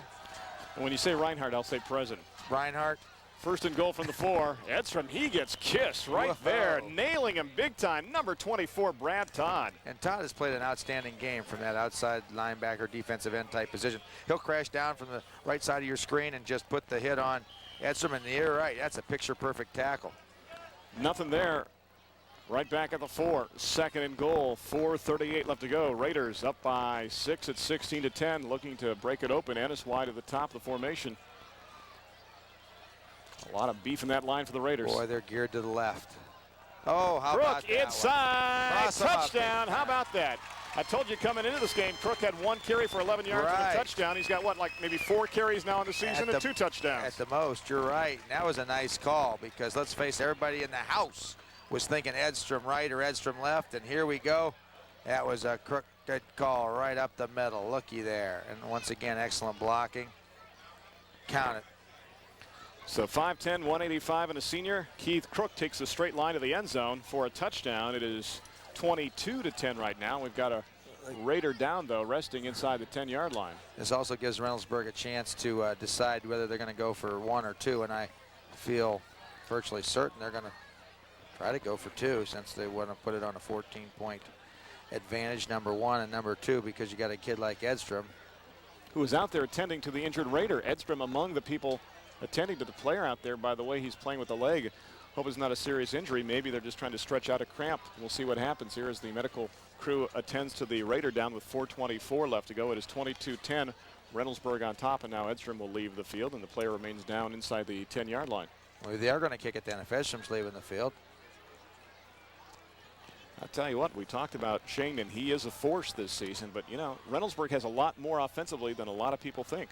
They really do, Randy. They're very diversified. They have outstanding blockers at the fullback position and tight end position, as well as receivers and guys that can carry the ball. And you know, to try to key on Edstrom is what you really have to do defensively. However, that's not necessarily going to make you successful because they have so many other options. Bob Stewart, the head coach of the Raiders, walking off the field right now and approaching the 30-yard line. And I go back to the first time I met him back in '83, and it's amazing. You know, you talk to Bob, and he is ageless, and he said, when I asked him, I said, Bob, do you ever think about stepping down? And he said, well, I will know when the time comes, but the situation is I've seen so many people decide to retire, and they either get worse or they get much better when it comes to their health. And he said, most of the people I see don't feel as well after they retire. And he says, I'm feeling great right now. I love what I do, and the mind is still razor sharp when it comes to the X's and O's. So he has really turned this football program around. I can't remember the last time Reynoldsburg had a consistent winner. I'll tell you what, you're right. There'll be a lot of disappointed people in purple if he ever decides to step down. That's a quarterback. That is O'Donnell that is down, yep. Now I can see why the concern, because he's definitely a weapon. We were talking about the variety of things they have on offense. And it looks like maybe just a Charlie horse, but you never like to see something like that to your quarterback. The backup quarterback would be Brad Martinkovich. Remember, the brother of Matt? I remember Matt was a great Matt. quarterback. He was tough. Let's take it down to the sidelines right now with more information. Here's Jonathan Cockrell. Jonathan? Randy, earlier in the week, I got a chance to speak with Shane Estrom about his running style, and he said it was real simple. He liked to run through people. The kid loves contact, and he's a tough runner. But with 1,000 yards this early in the season, he's done a lot more than run through people. He's ran around them, over them, and wherever else he could run through to get to that end zone. Good point. And the other thing, too, is when I think about a guy like that, Jonathan, I think back to Murad Holiday, what a great runner he was for Whitehall. And we were nearly in this same situation a couple of years ago with the Rams. They were at Mount Vernon. But in that game, remember, he suffered a hernia right before the end of the first half. He had about 170 yards rushing in the first half. Then Pegues came on in the second half and rushed for over 180 yards. They won that game something like 41-7 over Mount Vernon. Right, Mount Vernon had a good player of their own, but you're right, Randy. That was a shocker and a disappointment. I remember that well. Hey, they made the extra point. So 23-10 our score with 4:24 left to go in this contest. You surprised they didn't go for two? Very, very surprised, but what the heck. 23, 24, 22. As long as you have over 8 points and your defense is playing the way they have been lately, you have to be feeling pretty darn good. I'll mention, too, one of the goals the Wolves have every week is to score 17 points. If they score 17, they think they normally have a chance. That wouldn't be the condition here. Jonathan Cockrell with another guest on the sideline. What's going on down there? Randy, earlier I heard you talking about your fan club. Well, I was able to round up a few members at large of your fan club, and they had a few words they wanted to say to you. Randy, we love you! Hey, back to you, buddy. Oh, Jealous, Jonathan, jealous. 1 week and you're already in trouble. 1 week, you're already in trouble. I'm happily married. I saw love my wife. I think it was only the pirate that was cheering, I love you. You don't have to, yeah, there's Rocky Raider. I love you. Rocky Raider. That's the only pirate-type get-up that can be cheering right now after what the team in Pittsburgh is doing as they wrap up their season, maybe their last there in Three Rivers Stadium. Kaboom. Oh, I got to cool down after that last thing. There you go. I can Here come the understand. Wolves up across the 30 to around the 34-yard line. They'll take over down by 13, 4:19 left to go here in quarter number 3. And that prior drive was 5 plays, 23 yards, 2:43 off the clock. Crook from 4 yards out, Glass with the PAT. We stand at 23-10. If you're the Wolves, what do you try to do offensively here with Toronto at quarterback? Well, you have to throw the football to get back in it this late in the game. 2 touchdowns down. Of course, they still have the fullback to threat to mix it up, but I'd say about half your plays should be throwing the ball. Hill and Warren wide at the bottom. Coverage down here. Yep, only one defensive back. Toronto options. Nice pitch.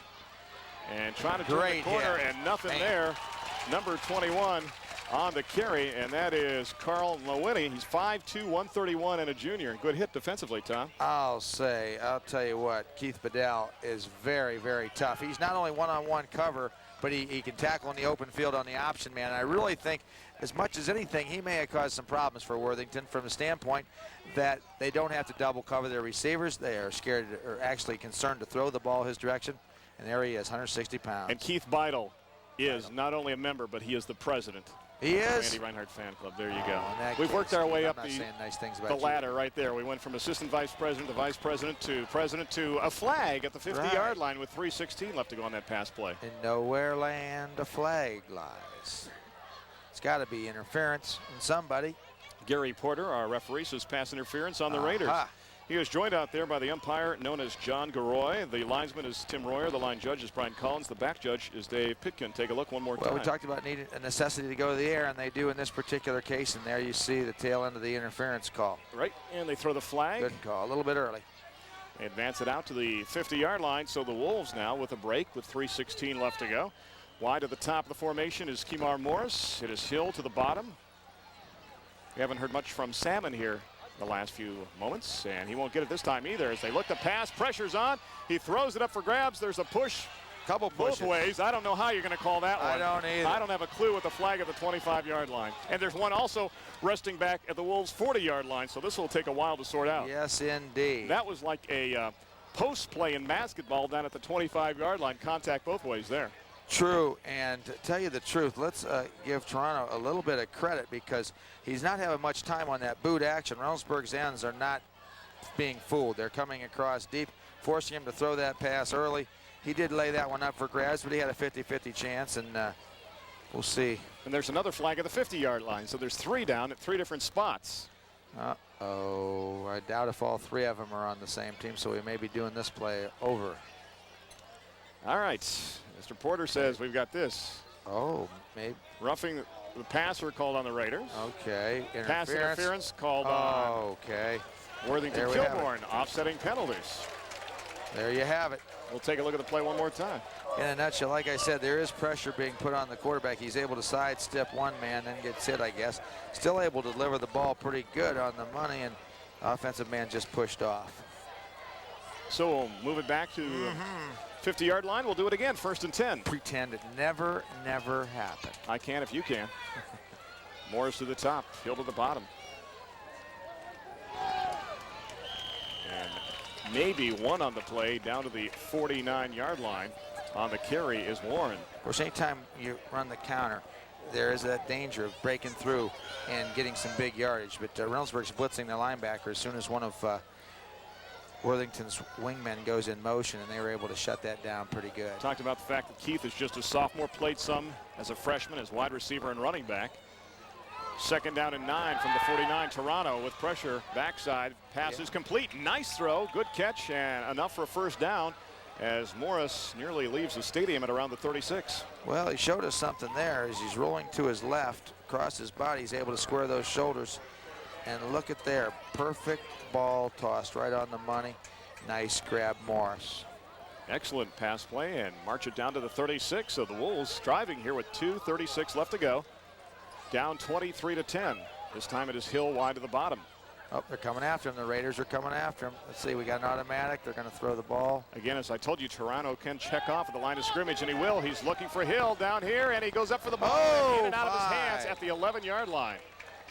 Nice call. See, that's the thing about Thad Toronto. I was telling you, Jeff Gafford has given him the authority. When he sees the defense put 7 men at the line of scrimmage like that, check off and call another play. He did so and nearly had a big gainer. Sure did. Of course, it's tough to beat Beidel, but there he is on the coverage, or actually excellent coverage, but it could have been and almost was a great catch by Aaron Hill.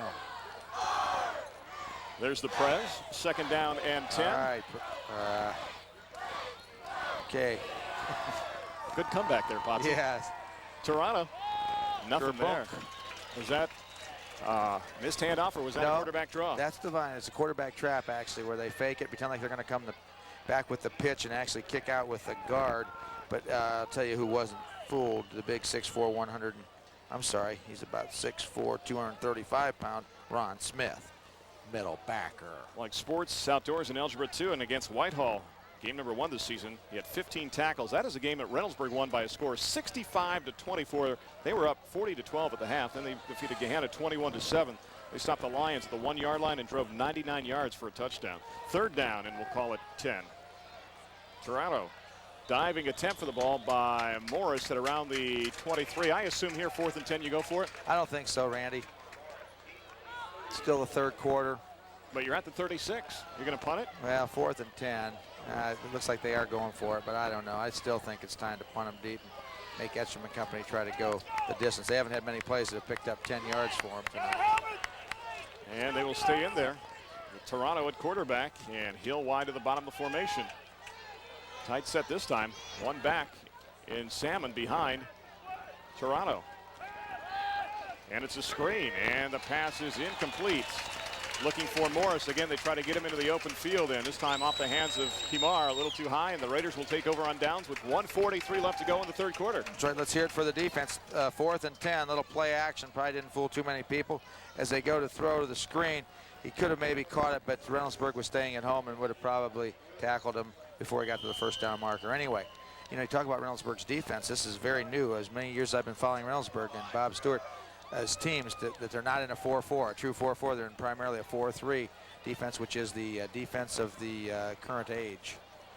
Most teams are running. Oh, nice. Edstrom bounces it outside, 45 midfield, all the way down to the 48-yard line. At this rate, he might break 1,100 yards on the season in this contest. And it's a perfect combination. With his ability in that line, it's just very tough for the Wolves. You'll see this place is an isolation designed to go between the guard and the tackle. Nothing there, so what? I'll get to the outside, ramble a little bit, split a couple defenders, and pick up a ton. It's hard to gauge his speed because by the time you look at him, either A, he's gone by you, or B, he's gone over you. You're right. Kids that big aren't supposed to be that fast or that quick. He's just a rare commodity. 1st and 10 from the 48, 122, third quarter. This is Edstrom. Cuts it back inside the 46-yard line, a pickup of maybe 3 on the play. And they're chugging some time off the clock, Randy. That's another factor of this offense, Bob Stewart's offense, very sound. If you don't commit turnovers, you've got a good chance to wear down that defense. He said you have to play assignment D against an option team. Overall, have the Raiders been able to do that in this contest, do you think? Well, the Raiders defense, yes, has. There haven't been too many big plays by the fullback. You know, he's been averaging 9 yards a carry. Old Salmon has, but I don't think he's even anywhere near that tonight. Salmon, one fisher that hasn't gotten away for the Wolves tonight. 47 seconds and ticking third quarter. I'm Mr. Punster, aren't I? Yes, you are. Edstrom, right side, cuts it back inside. He's down to around the 42-yard line. The clock continues to tick for the Raiders as they try to advance to 4-1 on the season. And you look at that OCC Central this year, Tom. And my goodness, is it loaded or what? It's loaded from top to bottom. I tell you what, that would be a tough one to be in. You know, you talk about guys never quitting for the Wolves, and that's Joe Savage is just a maniac out there from his outside linebacker spot. You got Dublin Scioto undefeated, Grove City undefeated. You've got Westerville South undefeated, number 2 in the state. Upper Arlington finally lost last week. Reynoldsburg with 1 loss. Pickerington improving. Chillicothe, of course, Kilbourne. So Central is a tough division this year inside. They give it to the fullback this time, and I think that was Crook on the carry, and he's going to be short of the sticks as we wind down to the end of the third quarter. A decision will await the Raiders, but they'll have a minute to think about it. We've played 36 minutes, and Reynoldsburg on top 23-10. Back with more here on Coaxial Sports in the game of the week right after this. Moon over Reynoldsburg, one of my favorite tunes being played out here on the east side. Raiders on top by a score of 23-10. Randy Reinhardt, Tom McDonald, and Jonathan Cockrell along the sidelines. Glad to have you aboard here on Coaxial Sports. Week number 5. Great shot. And you see that cameraman on that, whatever you call it, a lever up there above between the goalpost. I like that technical term. So that the moon was good then, right? It was through the uprights, correct? Correct, exactly. And look at this on 4th down. Glass going to pass it, and he had 3 guys down there. ABC. McCloy was the closest to the football at around the 32-yard line. Now.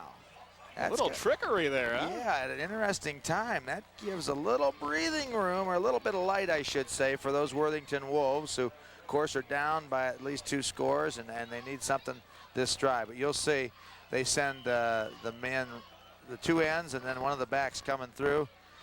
Kind of a good call because there were some people open in the area, but it was kind of tough to find out just which one he was attempting to find. 1st and 10 now for the Wolves from their own 42-yard line. Warren in motion, play action. Toronto looking downfield and overthrows, I would guess, Joe Savage with 11:52 left to go here in the 4th quarter. Right, and it was a nice pull block. Kevin West was able to get his man to the inside, giving the quarterback, Toronto, time to throw the football. Is just excellent coverage by the Raiders secondary. And you know, his dad, Kevin's dad, wrestled and played football at Thomas Worthington. Kevin 5'10", 165, and talking about the youth movement at Kilbourne, he is just a sophomore, a great student as well. Sophomore, wow, he's tough. 2nd and 10 from the 42. Toronto thinking only pass right now, and now he'll take grass back at the 37. Right, the protection was not near as effective on this particular play as that big front 4 of the Raiders, along with the middle linebacker, came and just caused all sorts of havoc. You'll see this on the replay. I like the way I think it's say, hey, Roger Clay here, 86, isn't it? And Bear, yeah. Yes, it was. 3rd down. I hear somebody yelling, watch the shovel pass. That's right. From the Reynoldsburg sideline on a 3rd down, we'll call it 15. 3rd and a ton. I think they're going to have to go a little deeper. Big split. Hill is wide to the top. 3 wideouts to the bottom of the formation. Toronto now checking off at the line. Last time they signaled that, it was a deep route. Or was it a quick hitch? It was the lob that he threw. The quick hitch. Yep, there we go. Oops. Remembered everything but the football to number 20, Aaron Hill, so it'll be a 4th down situation. Stats through 3 quarters. Raiders had 17 first downs to 8 for the Wolves as you look at this replay. Passing yards 42 to 37 in favor of Reynoldsburg. They also outgained the Wolves via the ground 185 to 80. So total yards 227 to 117 in favor of the Berg. Each team committing 2 turnovers. 44 plays run by Reynoldsburg to 33 by Worthington Kilbourne. That last play, though, was an example of outstanding football and the caliber that's played in Central Ohio and in the state of Ohio in general. You know, here we have college type scenarios where quarterbacks check off to receivers and depending on the coverage adjust their route, and that's exactly what you saw in that particular play. Oh, Merrick with a pretty kick hangs up there, fielded at the got the wall ready line by Hollifield, and he is out across the 40 near the 45-yard line. Boy, if that would have been the wide side of the field, indeed. he would have been gone. A lot of times you like to return to your bench, though. You tend to get a couple breaks on the close to clipping calls, and there was a couple on this one, a couple good blocks. Look at that angle, nice concentration, elbows in, gets to the wall, you see what I mean? And thanks, Coach. There he goes, gets in the good screen block there, and he's out of bounds. 33 yards on that hanging punt, and Bryan returned at 14, so it's 1st and 10 now for the Raiders from their own 44-yard line. 10:54 left to go. 4th quarter, Reynoldsburg on top, 23-10. I'm going to guess Edstrom. Look at this hole if he Nice cuts guy. it. Hello, Edstrom 40. Shane 30. Can he cut it outside? Yep, Yes. that was the move. Look out, Edstrom's going to take it the distance. That could be the backbreaker as he takes it 56 yards for the touchdown. 10:42 left to go, 29-10 Raiders. Incredible, Randy, almost undescribable. What moves. And you could sense he was That's going to right. cut it back right there at the 30. For the first time in a long time, he's been actually through the initial front 8. That only leaves about 3 left. And you'll see great cutbacks. He did get a couple nice blocks. The best one he didn't get, Jay McCloy, number 46, stays off and doesn't commit a clip. Right here he is. He sees he has a bad angle, so he just backs off and lets Edstrom do his own thing, and 6 points. Unofficially, 222 yards on the evening, 1,087 for the season for Edstrom. What is that, his 3rd touchdown so far in the night? So give him 14 on the campaign, 13 on the ground. Glass with the extra point. It is no good. No. Did they get a part of that one? I think it was close. It didn't look to me like they may have hit it. It looks like Edstrom may have a chin condition now. 29-10. Yeah, that's a football player for you, isn't it, Randy? Look at that. He is tough. That's right. Just tape me up. Put a piece of that athletic tape over my bleeding chin. Sounds like a country Put song. me back in. That's right. Put me back in with my bleeding chin. Jonathan Cockrell and I were talking to Bob Stewart earlier this week. I see. And asked Bob about Shane Edstrom. How would you compare him? I mean, you know, it's difficult. You have to go over 30 years and some of the backs that you've had. And he said, you know I had Archie and he won 2 Heisman trophies, but he said, Shane Edstrom compares right up there with the Griffins, with the Bowmans, with everybody that I've had in the past, either at Eastmore or here at Reynoldsburg. Yes, indeed. And it sure looked like on that play. Of course, you got to look back to when he was in 7th grade. Played for Bob LeBlanc and Dick Noble of the Groveport Middle School North team. That's where he first learned how to make a couple of those cuts. But I definitely agree. He has refined them under Bob Stewart. I get the feeling the entire world at one time was created in Groveport. But notice how everybody left after that. Now. I love Groveport. Kerboom. Kickoff time for Glass and Company, and gets by the Wolves. Exit there, stage left. Did they touch the ball? Maybe not. The flags fly. So, you know, you got to go over these numbers for Edstrom. Against Whitehall, 189 yards, okay, and 4 touchdowns. Against Gahanna, 237 yards. Against Nurk, 277 yards. Against Dublin Scioto, 116 yards. And 222 yards so far tonight. Guy's got 3 touchdowns. Bob Stewart with a handshake there. He's got a pat on the butt for the head coach. Yeah.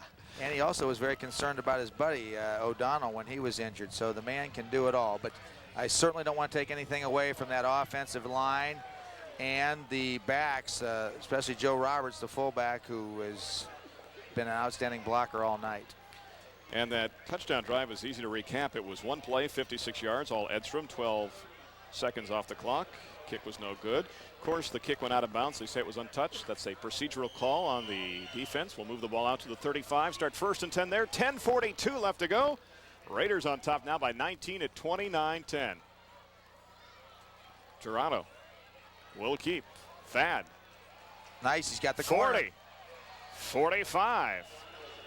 Hey, it's not over till it's over, right? Now that's a tricky play though, because usually you have to use one of your running backs when you're going to run a trap play to carry the ball. Well, because of the design of this play, actually you have to cover all the backs, and the quarterback's the one that ends up keeping the ball, and it does cause some problems for that defense. I'll tell you what, Tom, I like this Worthington Kilbourne offense. If they had a little more size, they could compete with anybody, I think, in the state. They've got some talented players, and Morris and Salmon and Savage and Toronto and Ship and even Shoemaker at quarterback. This is a deep team. No doubt about it.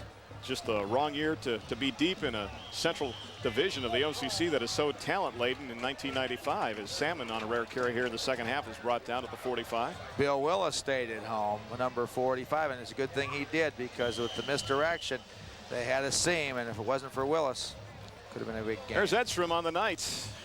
That's a career for me. Let's see. 4 2s and a couple 3s. And that's a typical Bob Stewart tailback, 32 carries. Yes. That's right. We're not going to back down. I don't know if his evening's over yet, though, either. Toronto looking to throw. Second down, pass is complete, and Hill will pay the price at midfield. Yes. Vital. Your the Prez, you picked a good one there. You picked a very good one, Randy. Well, the primary procedure is very difficult to get through, and once you get through that, I can imagine. You got a winner there as the Prez. I can imagine. Nice arm again by Toronto, and Hill paying the price, taking one for the team at midfield. I'll tell you though, before it's over, that Joe Roberts would make a good president. For your fan club? Hey, I'd take him in a minute. Start a Tom McDonald fan club. Going for that sophomore so he can get 2.5 years out of somebody. Is he a sophomore? Oh, yeah, Tom. Like you didn't know, huh? This is an illegal formation here, too. Third down and 5. It's the reverse. Pitch it back to Morris. Again, trying to get the ball in his hands. We talked about his feet. 45, 40. Whoa, nice. 35 and nearly broke it. Brought down at the 34-yard line. That woke him up, and he's averaging about 14 yards a carry on those reverses, Randy. This time, and the other time I noticed that he was on the line of scrimmage. It's only illegal if you pass, and basically they didn't. They ran the reverse. Nice cut here, and he had clear sailing. Once he turned north and south, covers the football up well. What was that? Number 26 finally made a hit, Glass. Yeah, that tells you they have a ton of talented backs on the Wolves team. 1st and 10 from the 34. Tom looking for another press. There you go. Toronto on the keeper, and he is down to maybe the 34, a gain of 1 on the play. Right. You know, it seems to me that they like to use that fullback or the quarterback. Now they're hurrying their plays in, Worthington is, trying to get something going in a hurry. Thad is not a speed back, you would say, but he's a hurdler on the track team, so you can see that skill out there. He likes physics. Against Glen Oak, he had 100 yards passing and 50 yards rushing. Lon Smith in the middle's nice. You know, you have to feel pretty good, and I see why they maybe went to that 4-3 when you got a big kid like Smith. Right in. The largest guy we ever saw running back kicks last season, 6'4" and 235. Toronto. Nice. Wide open. Catching the ball is Carl Mawhinney, and he is inside the 20-yard line, and there's a peanut there at 5'2" and 131. But the junior has a heart that is 6'5". Take a look at this play one more time. I think we're going to be roughing the passer here. Yep, as he flag at the 45. Nice job. I wondered when they were going to come back to this drag off the boot pass. It's open, wide open, and it's going to tack on half the distance, and they'll be close to the 8-yard line with this one. And there's the penalty call, roughing the passer from Mr. Gary Porter. Oh, they did decline it, come to think of it. So they'll keep it at the 16. And Carl Mawhinney has a brother, Kirk, on the team. Also, his sister is a cheerleader. They are triplets, part of the Worthington Kilbourne athletic and academic family. Well, I hope they don't have pay to play. That would cost a family a fortune. 1st and 10 from the 16-yard line. Looking for a president over there, too. Did we have 5. motion?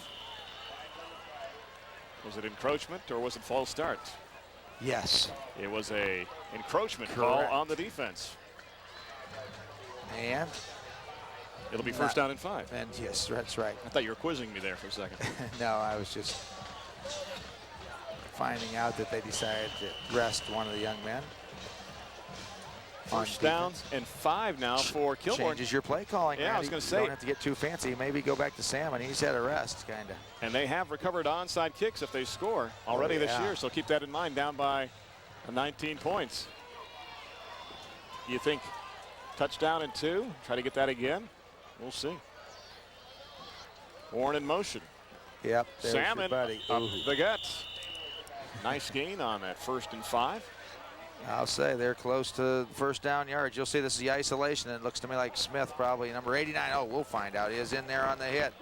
He's a tough man to block, and when you read as good as he does, it's very tough for offenses to try to get a scheme that will enable them to block big. And that's a pro-size middle linebacker at 6'4" and 235. In fact, most pro linebackers aren't that big. Right, there's a lot of Division I prospects on the field tonight. First down and goal inside the 7-yard line, closer to the 6. Handoff, Salmon, and nothing doing on that play. He was brought down right at the line of scrimmage. Maybe falls forward for a yard, making the hit, Ron Smith. That's right, Smitty again in there. Now, this is the first time that I can remember that Worthington has gone unbalanced, but they really didn't try to utilize the extra man because they ran inside again. Could have been someone lined up on the wrong side as well. Someone's going to call timeout. And a whistle, and it'll be Kilbourne burning a timeout. That is their first. They have 2 remaining in the second half. Same situation for the Raiders of Reynoldsburg High School. A reminder again, next week, Tom McDonald and Mark Cooper and Jonathan Cockrell will be at Pickerington High School for the showdown between Grove City, the Hounds. The Hounds playing well this year under Brian Cross. And the Tigers. And called Brian Cross to set up the appointment, and then found out I'd be working for Sports Channel Nationwide instead. And he said, "You just don't want to talk to me." I said, "There you go." "Yeah, and what's your point?" So actually, it'll be a great game next weekend here on Coaxial Sports. Join Mark and Tom for all the action. And if you're home for some reason at 7:30 next Friday night, catch us on Sports Channel Live with OSU women's volleyball taking on Iowa. I know one thing. That's where I'd be if I wasn't going to the Pickerington game. You are such a schmooze. What do you want from me? I'm not going to be your president. How about a T-shirt? Do they give volleyball T-shirts? Yes, they do. Okay, buddy. That'll work. I won't get you one, but they do have T-shirts. See, Reffin's tough work, too. I don't really. With the way the coaches never complain, though, you really shouldn't have to worry too much. I've never heard a coach complain on any officiating call. Back here on planet Earth, it is second down and goal from just past the 5-yard line. I'm not sure what was in Tom's last beverage. And I'll tell you what, they're geared up to their left, and they're coming to Toronto. Good. Will he pitch? No, he'll keep it, and there is nothing there. He's back to the line of scrimmage. Maybe he loses a half-yard on the play. I think you're right, Randy. I think he was stuffed in the backfield. Take a look at Shalash. He's there. Shalash, and Roger Bear 37 is really the man responsible for this cutback. They force it a little outside, and look at that perfect tackle. Wrap those arms. VP, okay, enough said. Oh yeah, VP. Third down and goal, mark it back now to the 6-yard line. Do you put it up? Yeah, you're in 2-down territory, so it's an option. I think they are. It looks like the quarterback's giving that old signal again. He's looking in the corner for Morris. Off his hands, incomplete. Oh, that was close. Kemar is thinking about that one, boy. And that's the toughest play to make, looking back over your head like that, trying to pull that one in. Right, it's also the toughest area to play pass defense. And really, you know, you have to play single coverage, and you got to stop the inside routes because they're easier to complete. And basically, that ball was thrown pretty darn good. Really heading west there on the coverage for the Raiders, so it'll be 4th down and goal from the 6 with 6:14 left to go. I imagine here they come, Reynoldsburg. So if he has time to throw it, there may be someone open, but having time to throw it could be the problem. Yep, here they come up the gut. There's the pass, and it is incomplete. Wouldn't have mattered if it was intercepted anyways. 4th down. So the Raiders will hold and get the ball back. Let's give credit to that Raider defense. The heat was on, no doubt about it. Bringing 8 people, not much time to throw, and had to throw it though. It was 4th down. I mean, you had to try something. That should just about do it, even with 6:10 left to go. And the Raiders looking tall, just like the goalpost right now. Here on the east side of town, looking to improve to 4-1 on the season. Where, oh where is number 21? Maybe still in there? Well-deserved nope, rest. He's still in there. He's still in there. Uh-oh. Yep. He's in there along with Roberts, the fullback, and O'Donnell still at quarterback. Now the ball is inside the 10-yard line. That's true. And look at this. No, look it isn't at this. Inside the 10. Edstrom. Shane, can he take it the distance? One man to beat. That is Morris. He's got the speed. He can't get him. Oh, he's gone, baby. Shane Edstrom. Can he go over 300 yards on the evening? He will. Just like he takes it the distance for the touchdown. 94 yards. 5:54 left to go. 35-10 Raiders. In the words of Dick Enberg, oh my. Oh, he will probably come out. Now, I doubt if he'll see much action, but let's give credit where credit is due. An exceptional performance tonight on the part of number 21, Shane Edstrom. Wow. See, that patch on his shin didn't slow him down one bit. But I think he'd be the type of kid that would give credit to the offensive line and the backs and everybody as they miss another extra point. Here's my John Cooper speech. We've got to work on our extra points, though. We've got to work on our kicking game a little bit. The kick is no good. It's 35-10. Edstrom now, as you look at this, 316 yards. He's got 1,181 so far on the season. Oh, look at this great angle. Ground level. Keep your eyes open, though, because he's not going to be in the backfield for long. He staggers. And watch the race between he and Morris around midfield. Yeah, two exceptionally fast kids. Morris, one of the fast kids on Worthington's team. And boy. Number 12, giving chase. London. Looked like he had a chance to close on him here for a minute. I thought he might have the angle. Then all of a sudden, Edstrom looked over his shoulder right there at the 40. Yeah. Saw him, got away there. And the rest is going to be history. That is probably, I would say, in our 13 years, the single largest total by one running back in a contest here on Coaxial Sports. 3 lengths of the football field and then some.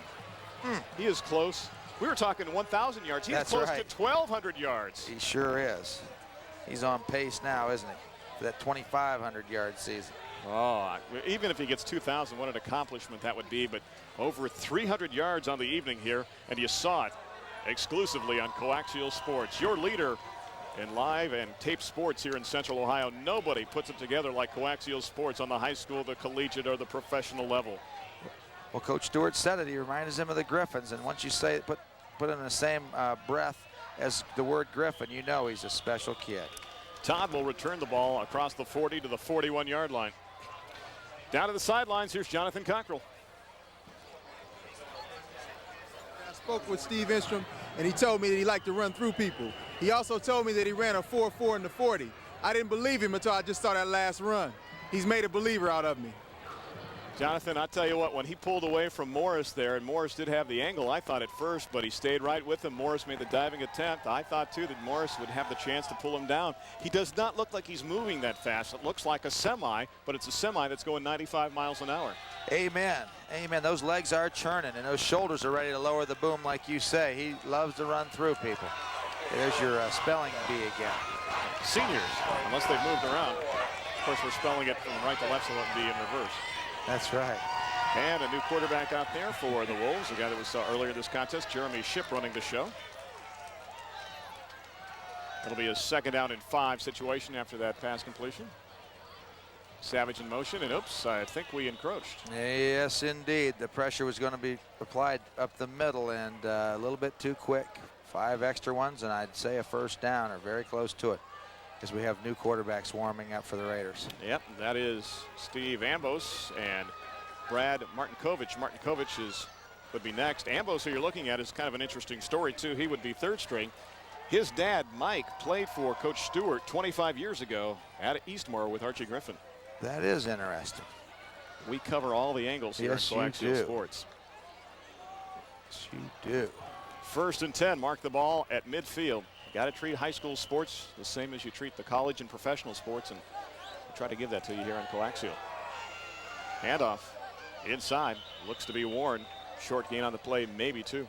Right, nothing much, and for the most part, except for maybe one nice gain, Reynoldsburg's defense has done very good at staying at home and defending against this counter. It's one of the toughest plays to defend out of the one-back set. Edstrom has had a couple of these kind of drives. One play, 94 yards, 16 seconds, 94-yard run, kick no good. Steve is pretty succinct in what he has to say about that drive by the Raiders. Yeah, it only surprises me it was 16 seconds, because if he runs a 4.44, it looked like he was going about 4.4. 2nd and 8 from the 48. Shipp looking, passing. It is Hill. He can take it. Aaron to the 20, 10, 5, touchdown, Aaron Hill. That's right. And, nice job of executing that comeback route by Aaron Hill. Actually, the president was playing it pretty tough and close, and when you go in front, you can't go in front with both hands. You can only go in front with one unless you're going to make that interception. That's all Hill needed to go the distance. 48 yards unofficially from Shipp to Hill for the touchdown. It is now 35-16. Do you go for 2? Does it matter? It looks like they're going to go for 1. I doubt if it matters too much. But, you know, with Shipp in there, they sure didn't give up. The Shipp did. That Wolf team battled back and is battling still. So Merrick has it teed up at the 10-yard line. How about that with his brothers? He has a claim to a national championship at Marshall. That's right. The Thundering Herd.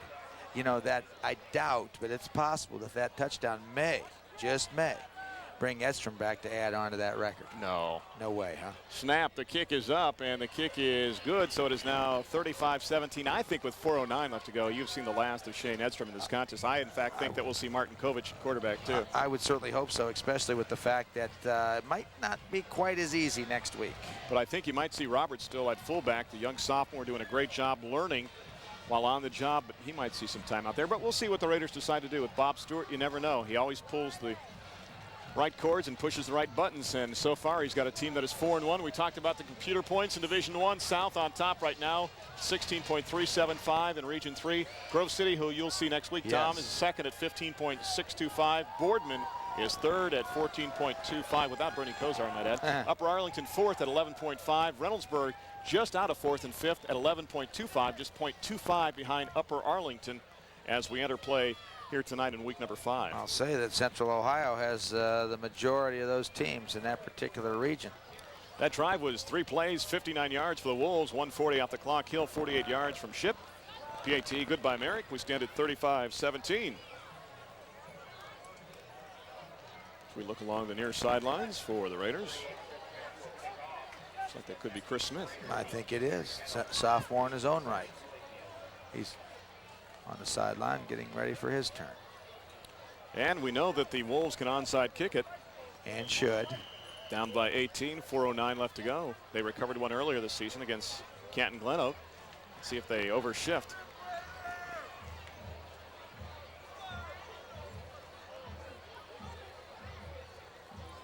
Nope, they'll kick it deep and surprise the Raiders. Deep. Down to Gettle retreats to the 5-yard line, scoops it up from the end zone, brings it back out to the 10. Ooh, he is knocked out around the 15-yard line. Right, but it's a good thing he did well to get back to even the 15. There was a chance he was tackled inside the 5 there. So it'll be 1st and 10 for the Raiders, and it will be Brad Martin Kovic coming on at quarterback. Right. 5'11", 162, and a junior if you're looking for a president there, Tom, I think. Hey, let's see. Sounds good to me. I'll tell you what, though, that Roberts kid be tough to beat. Jeff Bowman. Hey, he's happy. I'll tell you what, these guys out here were always great. He was a class act, always great, always going to the basketball games to support the program. I wonder if that young man was a relation. He had 15 on. What a number that was for Mr. Bowman here at Reynoldsburg High School. Yep, new backs in there. Handoff goes to a guy that we've seen on some punt returns, Brian Hollifield. And we talked about his numbers, not shabby coming into this game. 30 carries, 226 yards, and a touchdown. That is a 7.5-yard average. That's right, and you'll see on the replay an isolation by Reynoldsburg, and this young man does a nice job of hanging on the football. You know, he has a pretty good average of his own. I think he's averaging close to 4 or 5 yards a carry. Who's that? Hollifield? Yeah. I just said 7.5. Oh, 7. Stay I'm with talking the about program. after this. I'm talking about after that play. Man, I'm telling you, once they get so old, they lose it in the Well, last you know, 4 when minutes. you see guys averaging that much, you got to go back to that line, too. If there's 2 guys averaging over 7 yards a carry on the same team. Aaron Chelikowski with a good lead block on that play, too. Handoff inside, and the Raiders will advance the ball up to around the 20-yard line. And there's Shane Edstrom, and what he did tonight in this contest. 316 yards, the first time that has happened here on Coaxial Sports. 33 carries, 4 touchdowns. Incredible, I have nothing else to say. But you know, Randy, when you got a picture of Jeff Bowman in the background there prior to this, and really it's a lesson for the young kids that really Shane Edstrom didn't get to play much as a running back up until this year. Right. But he paid the dues. He worked his tail off in practice, learned, and when he got his call, he made the most of it. Hollifield taking it outside across the 35-yard line. We talked about his ability as a running back. Right. And remember, he is just a junior. Yeah, you're talking about Edstrom. Remember, he was a starting defensive back. Oh, we yeah, saw him. he's tough, no doubt about it. And he would be playing some defense, too, if he wasn't such a workhorse, I'm sure, on offense. But you'll see this kid knows what to do with the football. Look, he's got the proper arm, the outside arm, puts that same type of move on, stutter step, getting to the outside, and huge chunk of change. He's a junior, too, Tom. Holyfield, yes, I like him. If you're looking for another member of your cabinet there. 1st and 10, mark the ball at the 39, 2:41 left to go. Raiders on cruise control. Bryan gets it one more time, out across the 40 to the 41. And a late flag here it comes. thrown in at the 40. That's right, that was Well, late. Tom, we're down Yes, to 2:34 left to go, and I've got to ask you, there's a big game this weekend. Indeed. Yeah, that's right. Let's Ohio see. State playing some team from South Bend, Indiana. South Bend's probably in town tonight. I hope they're not sleeping well. And your prognostication on that little encounter? Well, I wouldn't bet as much as the tickets are going for, but I would say the Bucks. The Bucks by 10 to 20. Penalty marched off against the Raiders back to the 30. I mean, you know they're bringing out the human tunnel. Yes. The human tunnel. Of course, we were talking about Notre Dame and Ohio State, and if you'd like to listen to the game, WMNI will carry it Saturday afternoon, starting at 1 p.m. with a pregame. Well, won't be too many people that aren't listening to that one. Oh. And Brian, I tell you, he's a tough guy. When you look at Hollifield, he is 5'6" rather, and 140 pounds. I guess one thing that will probably change for Brian between this year and next year is a little more weight room work, and he'll grow and mature and be bigger in his upper body come a senior season. Easy for me to say. It sure changed for Edstrom, and you talk about future fan club presidents. So there's one person I did see, and it was in the baritone section at halftime. Two great bands, but I saw a young lady in the baritone section named Heather Buckley, who did such an outstanding job that I wouldn't mind having her as the president of the fan club. You're doing it again, huh? Schmoozing with a band. Second and 20 from the 30. Oh, they were great. And remember, at halftime, we apologize for your Raider fans out there because we just saw the alumni band at the break. And Jonathan Cockrell with some happy folks down along the sidelines. Jonathan? Randy, we're honored to have with us this evening the parents of Shane Edstrom, Rob and Annette, two graduates of Reynoldsburg High School. I know it's got to be an honor to have a son playing for your alma mater. Oh, yeah. Oh, yeah, it's a great honor. We're real proud of him. He's worked real hard since he's been in junior high school, and come on out and see him. Come out whenever you can because he's a joy to watch. Shane's a great athlete. I hear you were a pretty good track star back in the day. Yeah, this track was cinders back then, though. There was no all-weather tracks, and the school wasn't nearly this big, but I enjoyed going here, and this is my alma mater. I love it. Okay, thanks a lot. Shane's a great kid. He's a tough kid, and he has a great family. We can see why he's doing so well here on the football field. Back to you, Randy. All right, the track is all cinders again because Shane has burned it up so far with his performance in this contest, and I think he got all the athletic talent though from his mom. You could tell. Definitely the looks are definitely with the mother. Looks and the athletic talent from the mom. Always keeps the mother happy when you say that. 30 seconds left to go in this contest. It's a fourth down situation. I think we're way short of 11 there in the field for the Raiders. Maybe only 9. But look at the big one 3, that's 4, coming 5, in. 6, 7, 8, 9, 10. Now they had 10. They need 11. And big Mr. Smith checking out onto the field for the Raiders. Yes, I'm sure the punter, of all people, noticed his personal protector might not have been there. I think that's Armantrout, the punter, this time anyway. No, maybe it's Glass. Yeah, Glass is still out there. Still punt. 24 seconds left to go. The Raiders on top 35-17. They are showing punt on a fourth down situation in 17. But the story tonight has been the performance of Shane Edstrom. Oh, my, that's something. Over 300 yards, 4 touchdowns. He now has 15 on the season. Nearly 1,200 yards through 5 weeks of the high school football season. It's amazing. Yeah, but, of course, I was curious to find out what happens next week. You know, they played a tough team last week, and I'm sure he had a pretty good game, but nothing like tonight. And they're going to have a very tough one going against that 4-3 defense of Westerville South coming up next. And you can bet Rocky Pentello has this one scouted. I'll say. He'll lose some sleep this week over that Reynoldsburg offensive attack. And defensive, for that matter. They played very soundly, both sides of the football. So the timeout taken by the Raiders to get 11 men on the field, and they're ready now with 24 seconds left to go.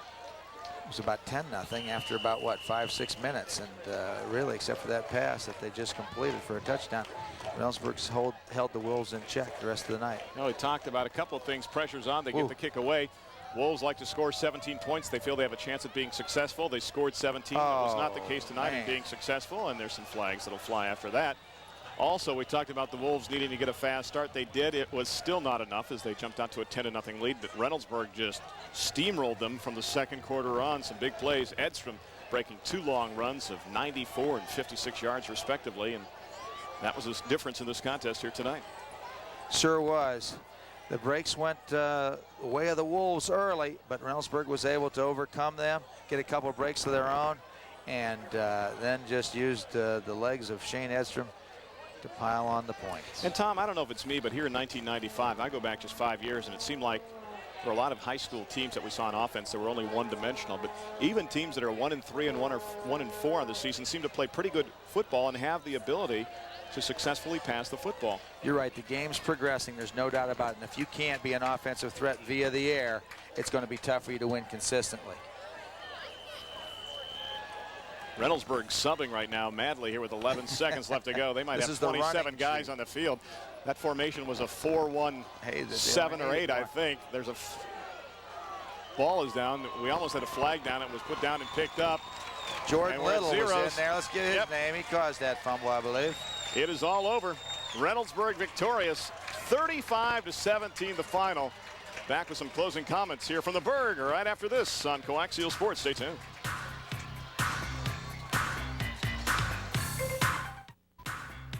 Welcome back to Reynoldsburg High School. The Raiders victorious tonight over Worthington Kilbourne by a final score of 35-17. Raiders advanced to 4-1 on the campaign. I'm Randy Reinhardt, joined by Tom McDonald. And Tom, what a performance tonight by the Raiders.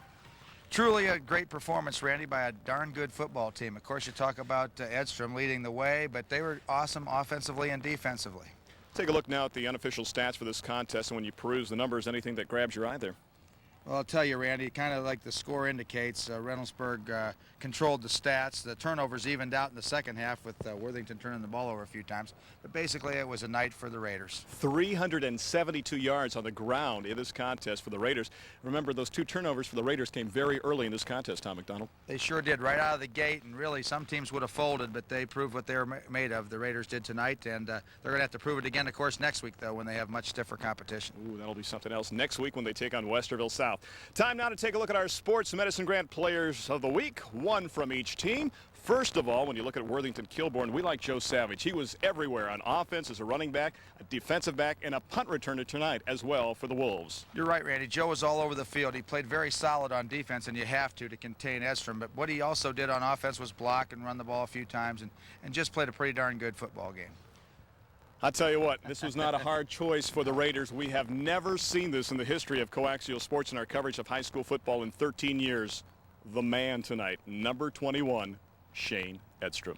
That's right. It appeared to me, Randy, that he had a sixth sense out there tonight. I mean, he was just darting. He would stop sometimes, would cut back, wasn't afraid to hesitate. And then the speed that he showed on that last run was just incredible. 33 carries, 316 yards, and 4 touchdowns on the season. Nearly 1,200 yards through 5 games. Can he keep it up for a 10-game season? Well, I'll tell you what, Randy, he's got some tough competition coming soon. But I think the way they put things together, the diversity that they have in the passing attack, that they have capabilities, I think he's going to do very well. Meanwhile, what do the Wolves have to do now? They fall to 1-4. Ooh, they do, and they've got a tough schedule coming up, too. They're a little bit undersized this year, but I know the type of coaches Coach Gafford is and his defensive coordinator, Vince Trebay, and they'll have that team ready by next week. And the Raiders advance to 4-1. A question. Will you buy me something in Pickerington next week? Boy, we're going to miss you, Randy. I'll tell you what, I can't believe you're heading to the indoor arena. It's going to be beautiful weather out here Friday night in Pickerington, and you'll be in some St. John arena watching bumps and digs. Making more money than you'll ever see and enjoying it. I would never sell out cash. This is a guy, no comment. I'll write it down later and send it to everybody who's watching. Next weekend, Tom and Mark Cooper and Jonathan Cockrell will be at Pickerington High School. They'll be in Picktown for the showdown between Grove City and the Tigers. Catch it right here on Coaxial Sports. And if you're free earlier that evening at 7:30, check out Sports Channel for their coverage of women's volleyball from St. John Arena, Iowa, taking on the Buckeyes. I will miss you. I'll miss all of you for the first time in 13 years, but I'll be back in 2 weeks. Tom, you must run the ship next week. Well, I'll do my best, Randy, but it'll be certainly tough without your guidance and leadership. Direction. Have I left anything out? The man that piloted the Titanic right here. Our final score, if you forgot, it seems like a lifetime ago for us. Reynoldsburg a victor tonight over Worthington Kilbourne by a final score of 35-17. For Jonathan Cockrell and Tom McDonald, I'm Randy Reinhardt. So long, everybody, from Reynoldsburg High School.